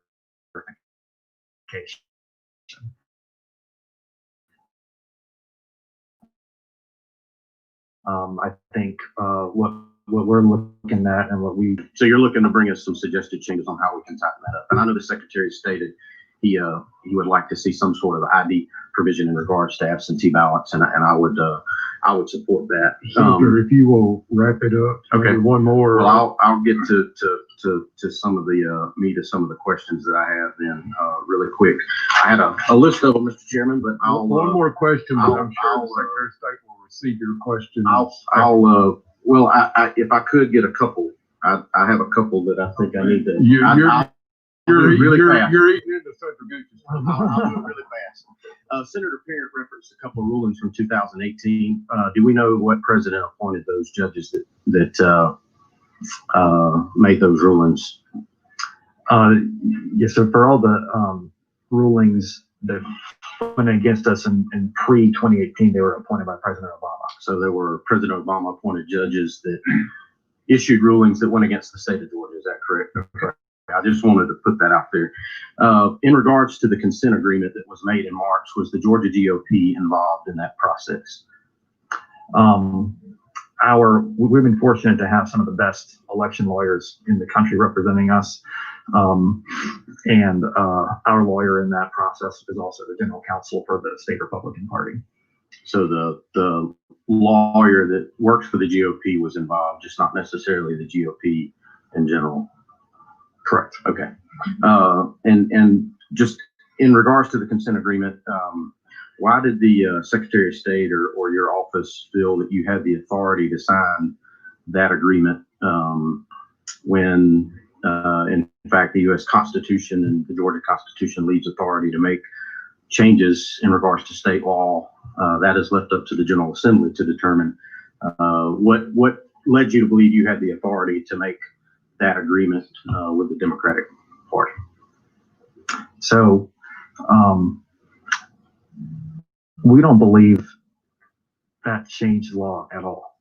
The first thing in that agreement is you have to verify signatures, and if you don't, you follow the law. That's what it says. And I spend a lot of my time defending the laws you guys pass, a lot of it, and I take it very seriously. So I disagree with the sort of premise of your Understood. question. I understand. I got the. Okay. Out of respect to the witnesses waiting outside, we've got to move on. Senator Goose, I'm gonna go to you, microphone 3. Please make it quick. I'll try to do much better. A quarter of the votes cast on November 3rd or leading up to November 3rd were signature verified ballots, correct? Yes, sir. And we just elected the most powerful position in the world leader, the President of the United States. If I go to vote, which I always do, I vote in person almost every time. I have to show a photo ID, which is usually my Georgia driver's license, has a photo ID. I hand it to the person that's working there. A fourth of these ballots that were just cast weren't verified by anyone except the person at the registrar's office, without very little training, little to no professional training. We just elected the most powerful person in the world. If I go buy land in my hometown, I have to have a notary public to notarize my signature. Any other business documents that you sign, most of the time have to be notarized or witnessed. How can we certify this election this week, knowing that a fourth of the ballots haven't been verified by professionals or even audited? You said earlier, I believe, to Senator Dolezal, none of your people have done any checks on those signature verifications. How do we certify this election this week? So I agree with your, I think, overall point that photo ID is a good way to verify people. There was a lot of fear about it when we went to photo ID for in-person voting. I think what we found is it doesn't restrict access. It doesn't it doesn't decrease turnout. It's just a good way of checking. and it helps increase confidence in the process. In 2005, when we moved to photo ID, this body on a party line vote went to no excuse absentee voting that did not require ID. So that's our law. So that's how we certify it, because it followed the law.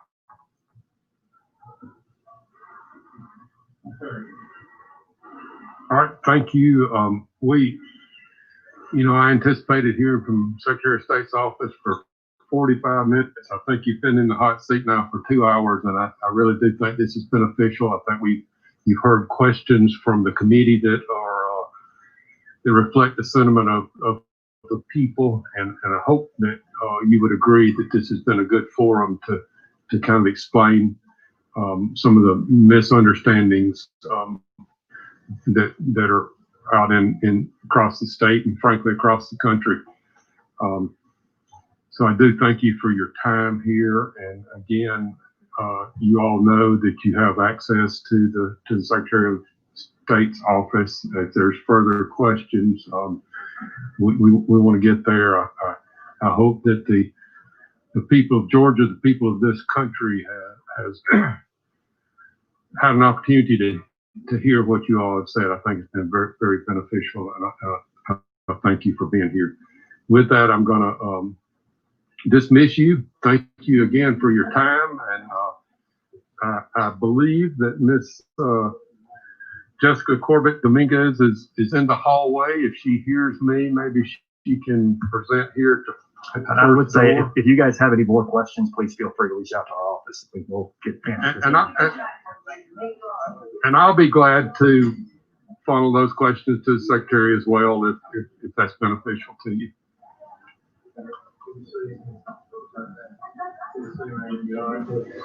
Will you just step out and be sure? So we do have a hard cutoff at 12:30, so this room can be sanitized for the next committee meeting. But I don't think that we have actually got an elections official from Fulton County, but due to their workload. So all I would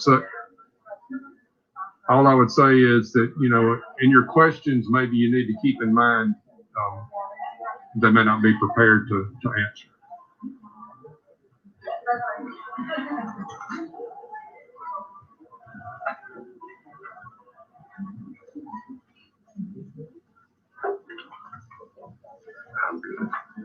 Okay, Ms. Corbett Dominguez, if you will, you can take the microphone. I think along with you, you've got Richard Anderson, the county manager, and Rob Pitts, the chairman of the County Board of Commissioners. Yes, sir. I appreciate you all taking time to be here, and we may at the future convene another meeting with hopes of hearing from Mr. Barron, Director Barron himself.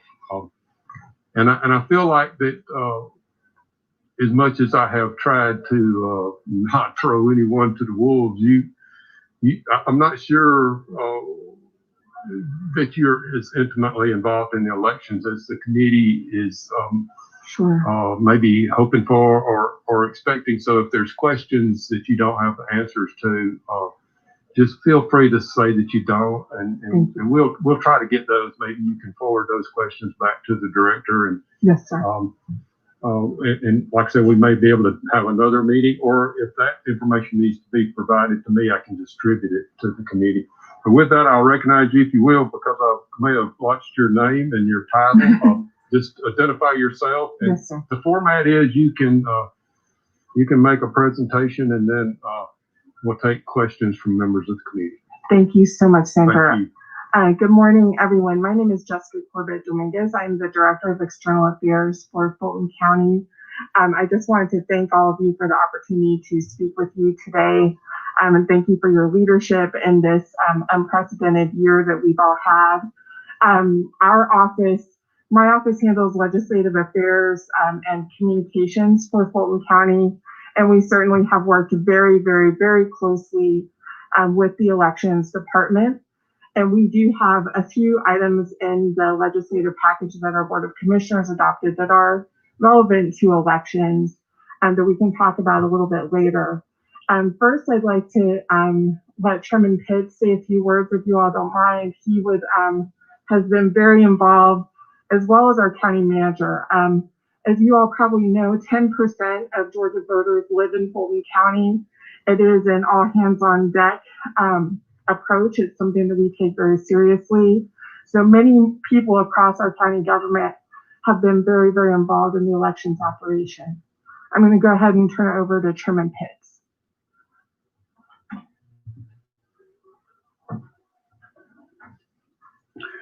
Good morning, and thank you for the opportunity.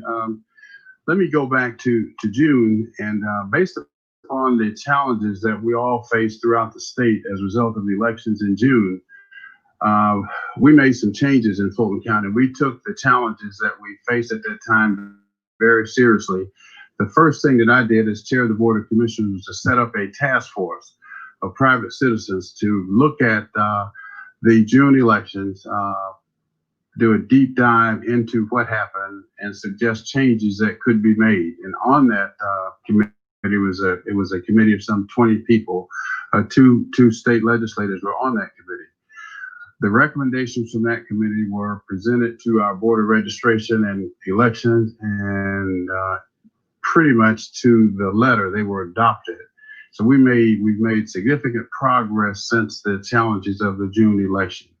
Specifically, what happened and what changes have we made in order to prepare for what I always refer to, going back to June, as getting ready for the big dance, which was the election, the November 3rd election.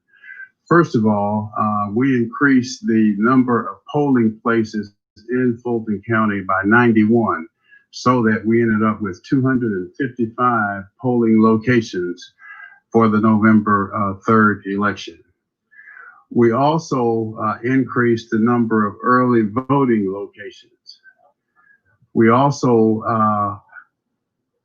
bought 2 mobile units so that our voters would have easy access throughout the county, no matter where they lived. We also, in working with our private sector, increased the number of poll workers.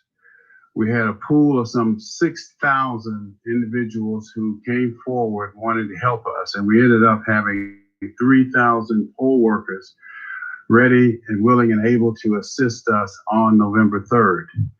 The other thing that happened, and I had no idea, to be very honest with you, it was, I believe, I forget the exact date, but it was about 11 o'clock in the morning. My phone rang. It was my friend, longtime friend, Steve Coonan from the Atlanta Hawks, called and said, I got an idea. And we talked for about 1 minute.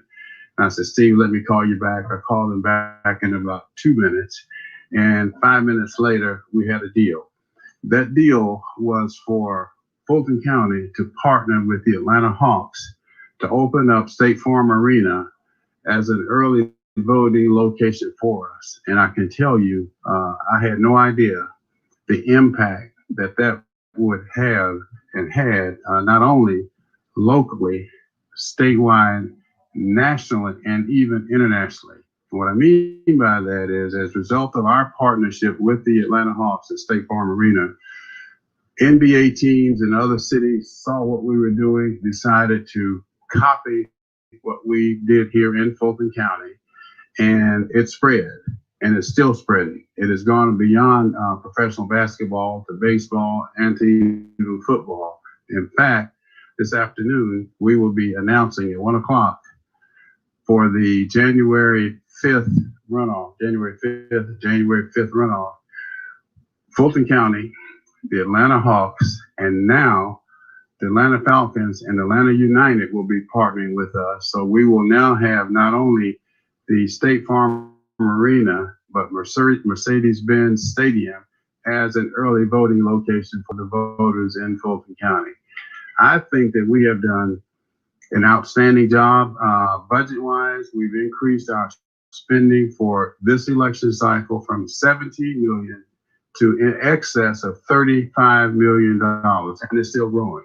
We've spared no expense. I'm aware of the criticism that has been leveled at Fulton County. We're the largest county in the state of Georgia, but I cannot speak to what the other 158 counties have done, are doing. I cannot. But I can tell you that beyond the shadow of a doubt, there's been no instance of any unusual activity within Fulton County. I've been personally involved in it. Has there been a situation from time to time where there's an issue with technology? Yes. Has there been a situation that, from time to time where there may be human error? But as far as an orchestrated effort to manipulate the votes in Fulton County, that's not the case. And when I have challenged anyone who has made those allegations to come forward, bring that information to me, and I will take it seriously, and we will get to the bottom of it. My focus right now, and the county's focus, the Board of Commissioners' focus, is to prepare for the January 5th runoff, the 2 U.S. Senate seats plus a Public Service Commission seat. And we want to make sure that our process is open, fair, and transparent. So that is my commitment to you. And I think that I'd like to ask the manager to come up if there's anything that I missed that I should not have said, did not say as an overview. But we're prepared to work with you. We'll follow the directives, instructions, the Secretary of State, and anybody else. We just want to get it right. And I think, by the way, I would give ourselves, Fulton County, an A+ for the work that we did with respect to the November 3rd election. And this just came in. I think this is instructive and helpful. This is from the Metro Atlanta Chamber. On behalf of the Metro Atlanta Chamber, we congratulate and thank you for an organized, efficient, and transparent election. You and your staff have displayed exceptional calm during a time when emotions have run uncommonly high. Your regular updates kept the public informed, and your trust in the process remains steadfast. Our business community places tremendous value on the integrity of the electoral process, the cornerstone of democracy. For that reason, we are grateful for leaders like you who dedicated much time and energy to protecting this institution. As this election cycle approaches conclusion, we wish you continued success and the restful holidays spent with loved ones. Please do not hesitate to reach out if we or our team may be of any assistance in any way. This is on behalf of the Metro Atlanta Chamber. So that simply speaks to the work that we've done with respect to the business community. But I have tons and tons of letters and emails from private citizens who say that their experience this last election was the best effort ever. And my pledge to you is to ensure that that continues for the January 5th runoff. Thank you. Just a minute. I don't have anything to add.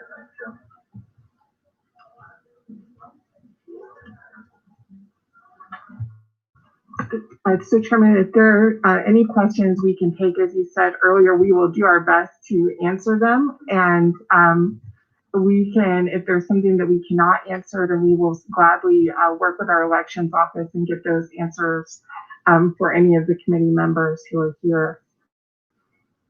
Okay, thank you very much.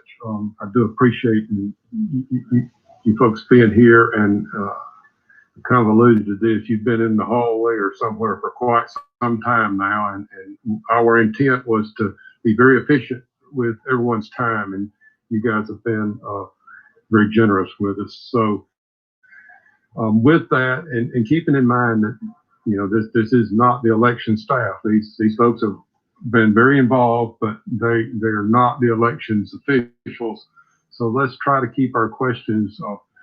You know, I don't want to pose questions that we know that they can't answer. And maybe you can maybe this forum will have a good feel about it, and we may be able to get the elections director in here at a later time if Yes, we sir. agree that that's a good thing to do going forward. And if I don't, sir, I don't want to interrupt, but I did want to apologize on his behalf. We, as you all know, there was a recount last night was the deadline. We were able to meet the deadline, but we did have some reconciliation work that had to take place this morning. It took longer than expected. So I want to apologize. He certainly intended to be here, and I don't want that to be seen as a mark of disrespect by anyone. We felt like he needed to be there and handle that. So trust me, I understand. Miss Abby has been working, like I said, for 4 weeks trying to coordinate, and different things keep happening. So it's been hard to get people here. Yes, sir. So with that, since the buttons don't work, is there anybody that doesn't want to ask a question? I see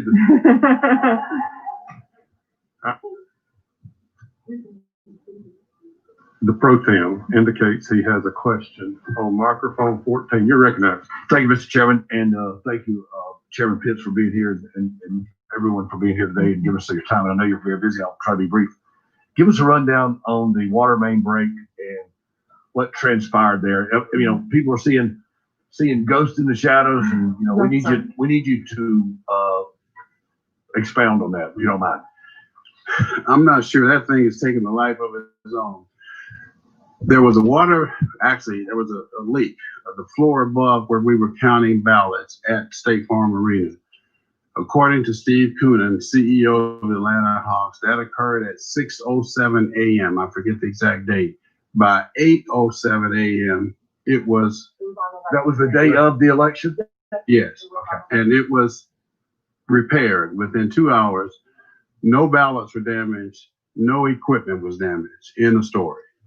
So how this has gotten to be what it is, I have no idea. Were there people in there working at that time when the leak was discovered?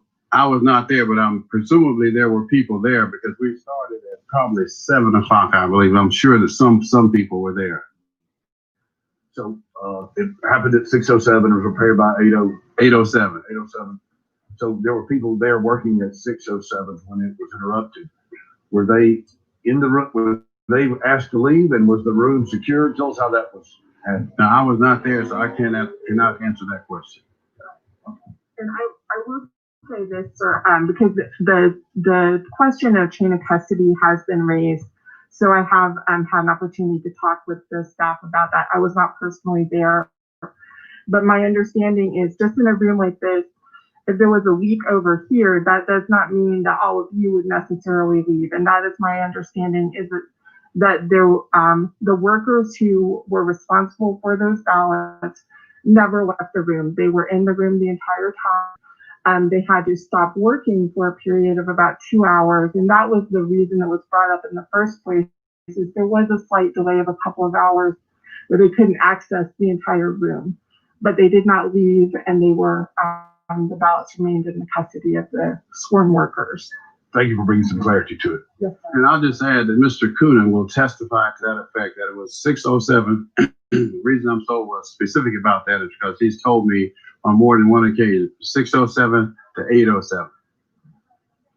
I may need to know the name of the plumber. I have some leaks from time to time. It's hard to get them fixed in 2 hours.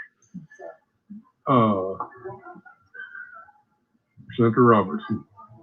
Number 2. Yes, sir. Thank you. I appreciate y'all coming down.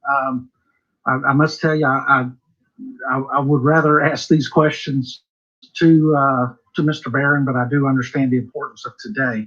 I heard a lot of positives about the increased number of polling places by 91 since the summer, moving into November, and the increase in personnel to work within those places. So, and I heard the number 3,000 and other things. So, who was responsible for the training of those individuals, and was that training conducted and completed, and if so, by that person that was responsible for making sure they had it? Yes, sir. So we do have, within the county, we have permanent staff who did handle the training of those workers in compliance. Of course, we received training from the Secretary of State's office, and our permanent staff then conduct the training of our poll workers. We also, some of those staff were technicians and received training, as I understand it, from Dominion directly. And again, under the supervision of the Secretary of State's office. All of the workers were trained. We had a combination. Anyone who is responsible for handling equipment received in-person training. We also had staff who you would call line managers. So they would be outside the place to remind people to have their ID, to manage the line, just the kind of customer greeting like you might have at Walmart or somewhere else to give people basic information. Those line managers in some cases received virtual training, but they were not personnel touching equipment. Now, you brought up the Secretary of State's office provided the training. What they did is they provided the training to some of your permanent staff, the same way they do back in Columbus. And then it's the responsibility of the permanent staff to transition that training down to the individuals. But the Secretary of State's office did not actually do any of the training, did they? Correct. They trained, as you just said, the permanent staff. So it was a train-the-trainer model. So they would, the permanent staff received training through the Secretary of State, and they in turn trained those temporary poll workers. Thank you. And how many drop boxes do y'all have in Fulton County? We have 38. 38. And all of those are under video surveillance? Yes, sir. And have y'all had any requests for any of the video from any of those drop boxes that you're aware of through Georgia's Open Records Act or any other process? That is a question I do not know the answer to. I'm not sure, Mr. Manager, if you knew, but we will certainly check on that. Thank you. Let me add one other thing about personnel and technicians in particular. Going back to the early election, there was not a technician at every polling precinct. That should have been the responsibility of the manufacturer, as is customary, I understand, and the Secretary of State. That did not happen. However, November 3rd, at the 255 locations, we had on our dime a technician at every location that we paid for. Well, and Mr. Commissioner, the county is responsible for the election, correct? Yes. Okay, so I think the investment was wise for the county. Yes. As opposed to, and it's actually, I believe, on the dime that it should have been on. Yes. And I do appreciate that. Thank you, Senator. That's what I was afraid of. Senator Gooch, you recognize. I didn't want to let you down. Commissioner, thank you for being here. And Richard, thank you. Dick Anderson, I've known you for quite some time. We appreciate what you do at the local level. I used to be a local government official as well. Can you, and I'm going to ask this question, not to be derogatory in any way, but just from a distance living in North Georgia, every year we have elections. We watch our televisions or we watch the Secretary of State's results come in. It seems like every year there's a problem, either a delay or some kind of a technical issue or something in Fulton County. Maybe I'm wrong, but it's just what I hear and what I remember. Is there something that you need from us at the state level or from the Secretary of State to prevent those delays and those problems in the future? Or can you tell me why there seems to be a continuous problem year after year? I'll take a first stab at that, and I might defer to the county manager and our chairman. So I do think that some of that is we are a very large county. We have more polling places than other counties.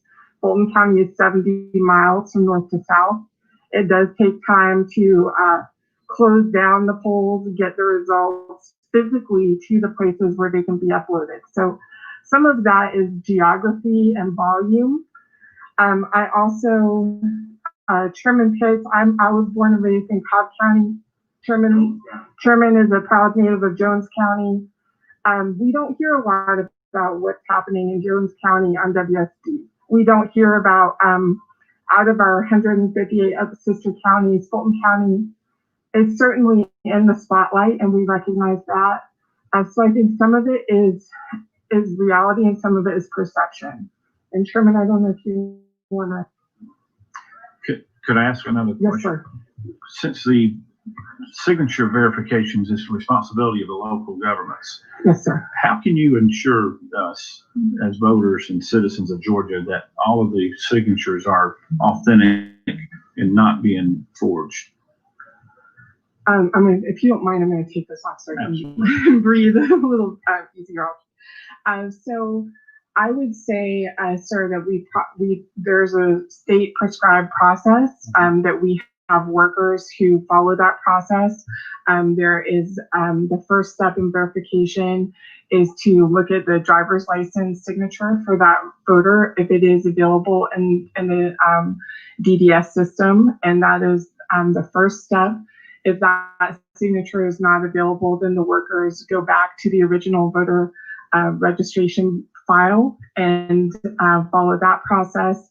And if they're not able to make a match from that, then that application or ballot is denied, and then the voter is notified and given an opportunity to cure that process. So I think it is our intent to follow the law, to follow the process that is provided by the Secretary of State, and to our knowledge, that is what is happening. Can you describe the training process of those employees who are trained to do that? I'm sorry, I don't think that I could speak in great detail about that. But again, as I shared with your colleague, that we receive training from the Secretary of State. Our permanent staff receive that training. We do have additional workers during a large election such as this where the volume is so much greater. And we, they receive a train-the-trainer process. So I couldn't speak in greater detail than that, but I'd be certainly glad to arrange for someone else who could. Thank you. Okay, are there other questions? Senator Jordan, number 6, you are recognized. Thank you. And thank y'all for being here. Appreciate it.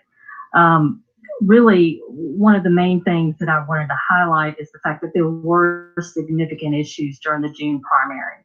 I think everybody knows about that because of the publicity that followed that. And so I just want to say thank you for working with the Fulton County delegation. Thank you for really doing a deep dive in terms of the task force and trying to really figure out what were the issues and how could you fix it before November. And I think the fact that really with respect to Fulton County, how it has gone, I mean, the November election, I don't think could not have gone better in terms of the way it was managed. And so I appreciate that. I really, really do. In terms of what Senator Gooch said with respect to any kind of delay, Fulton County has approximately 835,000 registered voters, right? And so this time it seemed like the results got out, I mean, as early as you could possibly expect them to get out in terms of the volume. Would you say that the fact that Fulton County or the various counties were allowed to at least just begin the processing of the absentee ballots kind of helped that process? Because previously you couldn't even start processing those ballots until election day, which of course then delays the ability to get the results out, especially if you're talking about hundreds of thousands of people in a county. And so was that helpful this time? And did that impact Fulton County's ability to actually get the election results out probably earlier than anyone expected? Thank you, Senator Jordan. And again, thank you for all you do in partnership with Fulton County. Yes, absolutely. We received about over 130,000 absentee ballots in this election, which is 10 times more than what we had in the 2016 presidential election. And we know that Fulton County received more absentee ballots than many counties across the state have in population. So it certainly is it's a tremendous factor for us. That was absentee voting is the most worker consumptive form of voting. You have to touch the application, you have to touch the ballot, you have to do the signature verification as we just described, you have to then scan and process each of those paper ballots. It is much more work intensive than other forms of voting. So the more opportunity we have in the front end to handle that, the more successful we can be, absolutely. Okay, so I think all the committee members know if you want to be recognized, you got to kind of get my attention. I will try to do that.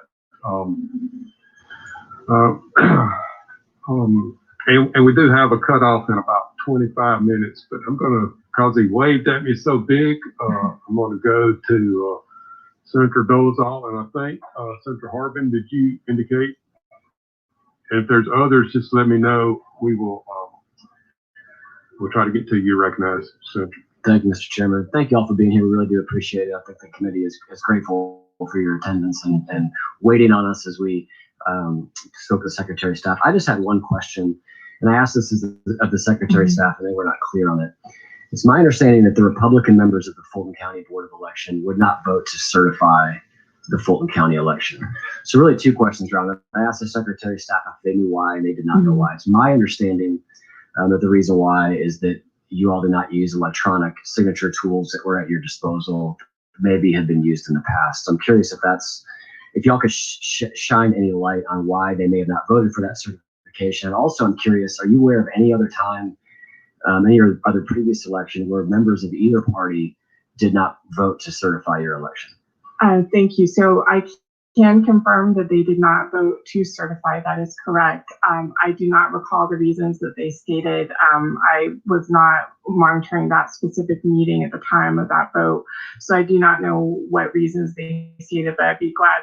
The meeting was videotaped, and I will be glad to send a link for the committee to review and could look into that. And I also don't recall specifically whether or not that ever occurred. It's possible, of course. It's a 5-member board, and there could be any number of reasons. But I couldn't speak to whether that has occurred in the past. Thank you. Okay, recognize Vice Chairman Harpin. Thank you, Mr. Chairman. Thank you so much for being here. We appreciate it. Thank you. I'm very interested. You said the NFL, the NBA, and the United were all partners. What does a partner do, and how does a partner participate in that process, if you would? Chairman, would you like to speak to that? What I mean by that is after the announcement of our partnership with the Atlanta Hawks and State Farm Arena became public, NBA teams in other cities said, well, if the Atlanta Hawks can do this in Fulton County with their arenas, why can't we do it here? Because there was so much interest nationally in the election. So that's what I meant by that. So they partnered with us by allowing us to use that facility. The Charlotte Hornets, as an example, they did the same thing with their arena. The Detroit Pistons, switched. I forget exactly which baseball teams and which football teams they like. But in addition to that, and the professional athletes, and I say this, and I mean no disrespect to them, but many of them probably couldn't spell politics until this year, but they actually took the time to register and to vote and to get out in their communities and talk about the importance of voting. So what we started here has been a movement between the public sector and the private sector, government and our sports teams in particular. That's what I meant by that partnership. And they also staff. That's right. In fact, the staff, the Atlanta Hawks, they had, when Steve Cooney called us, said we have about 300 staff people here that we're paying. So it won't cost Fulton County any money. We will pay our staff people.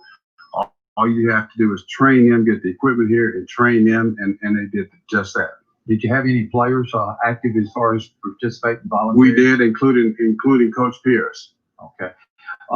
Other one is I was very interested in is a mobile unit. How does a mobile unit function? How is it used? I mean, is it every day it's going somewhere differently? Is it going to nursing homes? Is it going to places where large groups of people are? How is that mobile process done? We had a schedule that was published on it. Thank you. The mobile unit is treated as a precinct that goes. Let me just back up and say, before we had the mobile units, Fulton County has several colleges and universities within the county. So during our early voting period, we would go to Georgia Tech for a couple of days, Georgia State for a couple of days. Specifically, the public universities, because as you all know, early voting has to occur on either an election day site or a government-owned facility. So we had the opportunity to do that. So we had a model already where we had early voting locations that were not open the entire 3-week period. So the mobile units kind of take that a step further. And so for any location that, again, was either a publicly owned facility or an election day site, we were able to take the mobile unit out. We publicized the list. We actually have 25 different locations throughout Fulton County, north to south. One of the things we do is we have 6 geographic commission districts, and we make sure that we divide early voting opportunities equitably among those commission districts. So, for example, the first day of early voting, it will be at St. Paul's Episcopal Church. It's going to visit Atlanta History Center, which happens to be one of our election day sites. And they will go for a couple of days, the same hours as whatever early voting is open that day. And the other advantage is if we had, let's say, a plumbing emergency or some facility issue at a location, we could reprogram that mobile unit to go there and provide relief on a. So we could, the machines, the equipment is there, and we're able to have voters check in. It's Wi-Fi enabled, so we're able to offer voting and expand the number of locations. As I mentioned, Fulton County is very large and populous, and so it helps us be able to reach voters, again, all over Fulton County. Who owns those units? Just curious. We do. Let me give you 2 specific examples about the 2 units. The power went out at 2 of our precincts, one at Chastain Park, the other in Union City. Perfect example for deploying those 2 mobile units. Okay. Okie doke. Thank you very much. And yes, sir, they are owned by the county.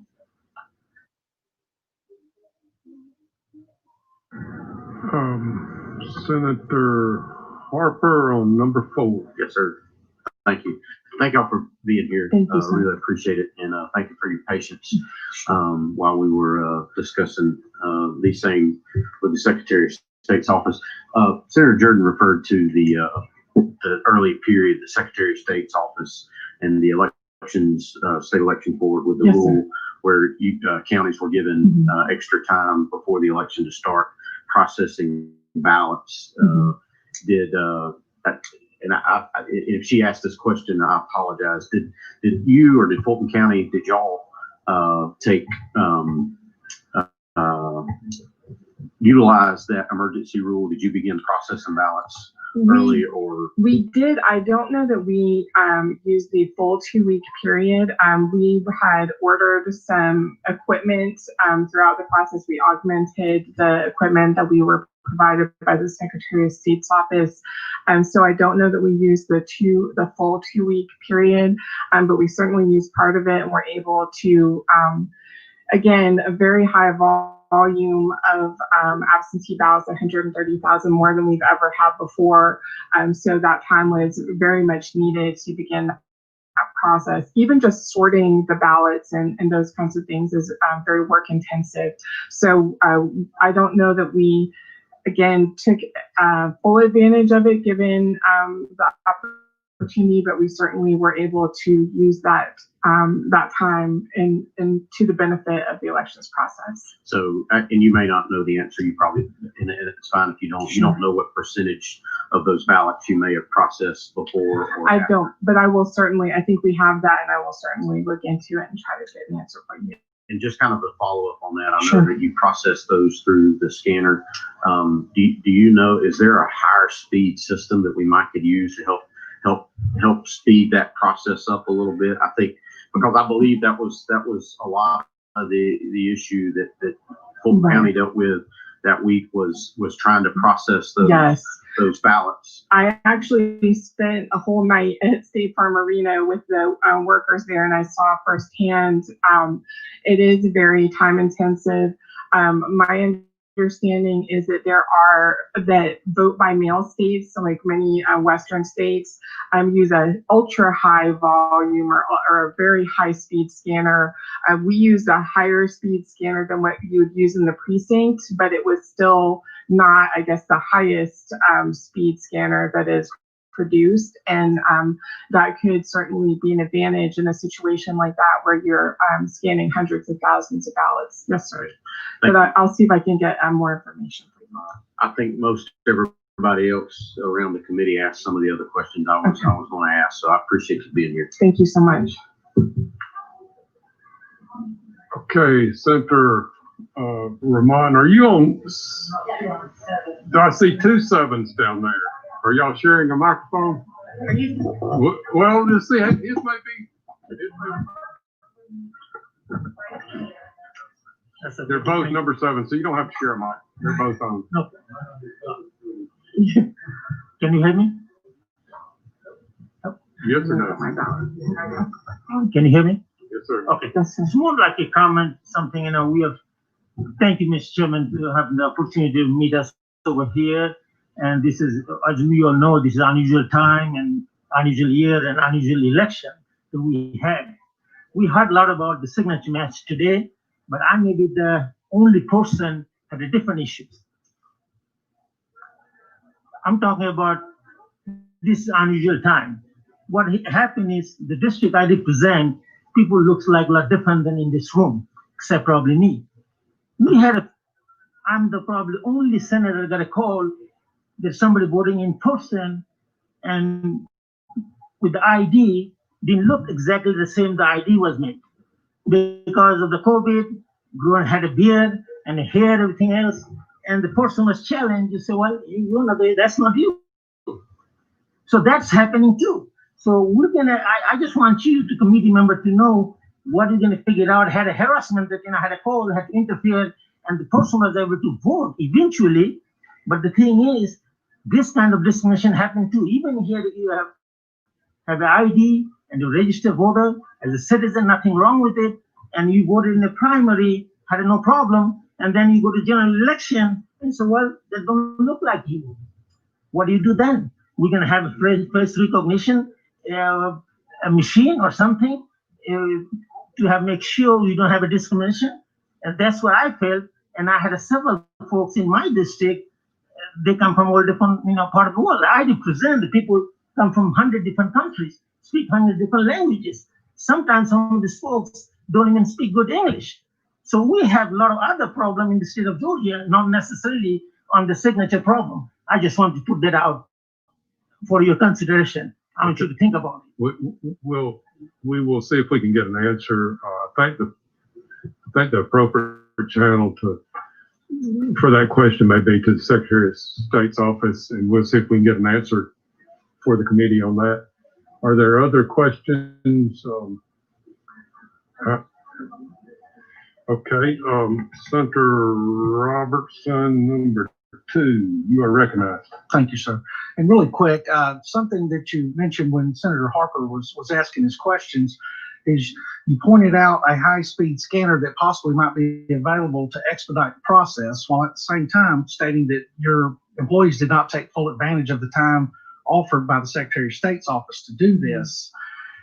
And I think that maybe looking into the process, because as a manager of large number of people, we need to make sure, especially something as important as an election, whether it's a city, county commission election or any other election, that all of those involved are taking full advantage of the equipment, training, rules, regulations that are laid out before them.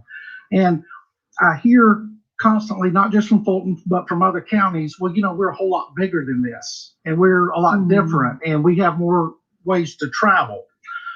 You also have a lot more resources. Yes, sir. Something that's important, threat assessments and planning and everything is so extremely important. So I have a problem of embracing excuses that are self-inflicted, that are brought up because of self-inflicted problems. And what Senator Gooch was talking about earlier is I don't watch WSB where I'm at. I rarely read the newspaper here out of this city, but always is Fulton County brought up when there comes some kind of issue. And I think the important thing is for us to dive down and address the issue. And in public safety and everywhere else, the resources you have are greater because of the size of your community. Yes, sir. And so I get a little concerned with that, but I would hope before you went out and invested more of your money on high-speed scanners that, first of all, we get a good idea of what you can accomplish when you take full advantage of the regulations and rules offered to the communities by the Secretary of State's office.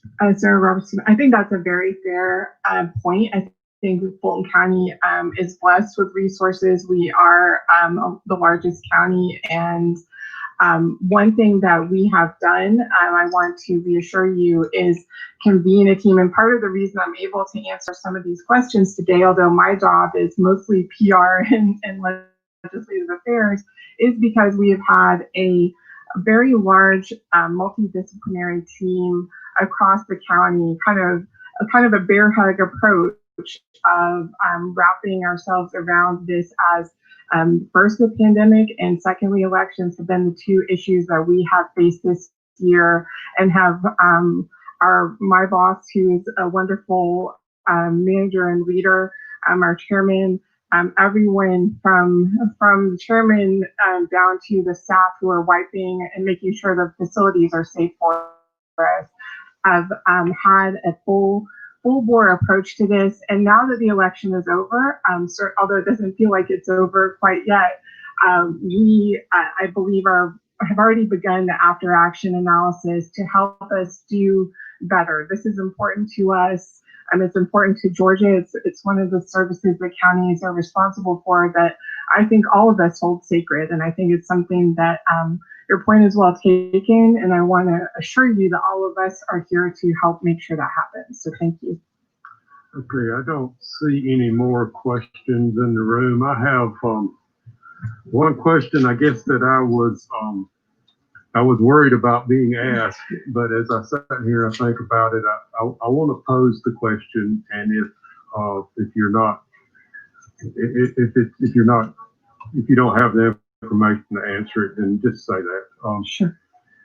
There's been a lot in the media about some of the election officials or election board, I'm not sure what, that left while there was still some counting process going on.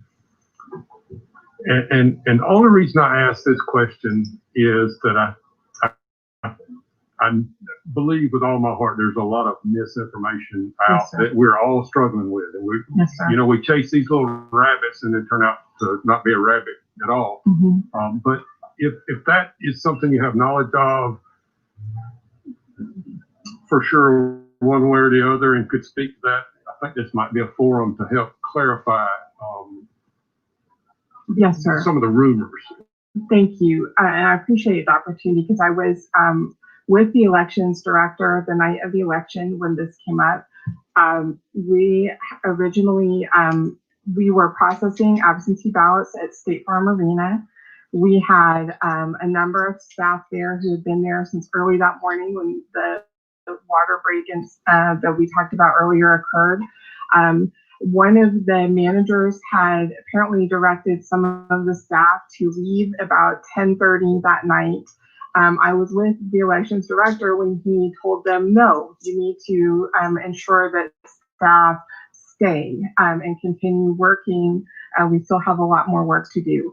Some of the employees did leave at 10:30, and at that time, my understanding is that at the time they left or before they left, some of the observers also left. They may have had conversation with some of the workers there and told them they were leaving at 10:30. I wasn't personally there for that, so I can't speak to it.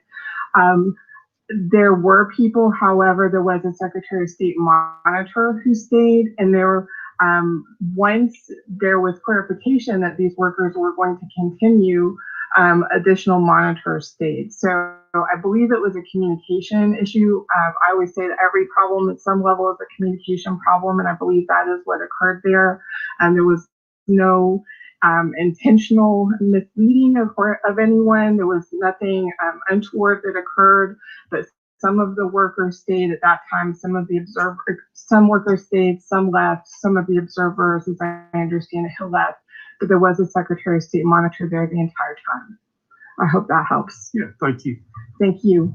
Okay, I'm not seeing any other questions from committee members. I do want to thank you for being here and filling in for Director Barron. And as I said, we may try to do this again. And I know everyone is a bit overworked, and certainly, legislators or citizen legislators, and they all have other things to do. But I do believe that our senators take this responsibility very seriously, and I think that's evidenced by the fact that all of our committee members are here today. Yes, sir. I thank you all for being here, and we're currently about 6.5 minutes short of our absolute deadline to end the meeting. So I will adjourn the meeting at this point. I do want to thank you all for being here. I thank the media for their coverage, and apologize for the problems that we've had relative to the COVID situation. And before you actually leave, I see the whip has had a movement over here. Our audience. Here we go. I just wanted to remind the audience, a lot of people out in the hall and back home that are watching that are concerned about what's going on here in Georgia. There will be another meeting at 1 p.m. and I believe it'll be aired as well on the same website. Is that correct? I believe that to be true. That's not my meeting, and I can't speak authoritatively about that, but I have been made aware of that, and I plan to attend that meeting. As I understand it, and maybe we're talking about the same meeting, is a subcommittee of the judiciary that will be meeting in this room at 1 o'clock. And that's not my committee. So if there's any misunderstanding, I would direct you to the Secretary of Senate's website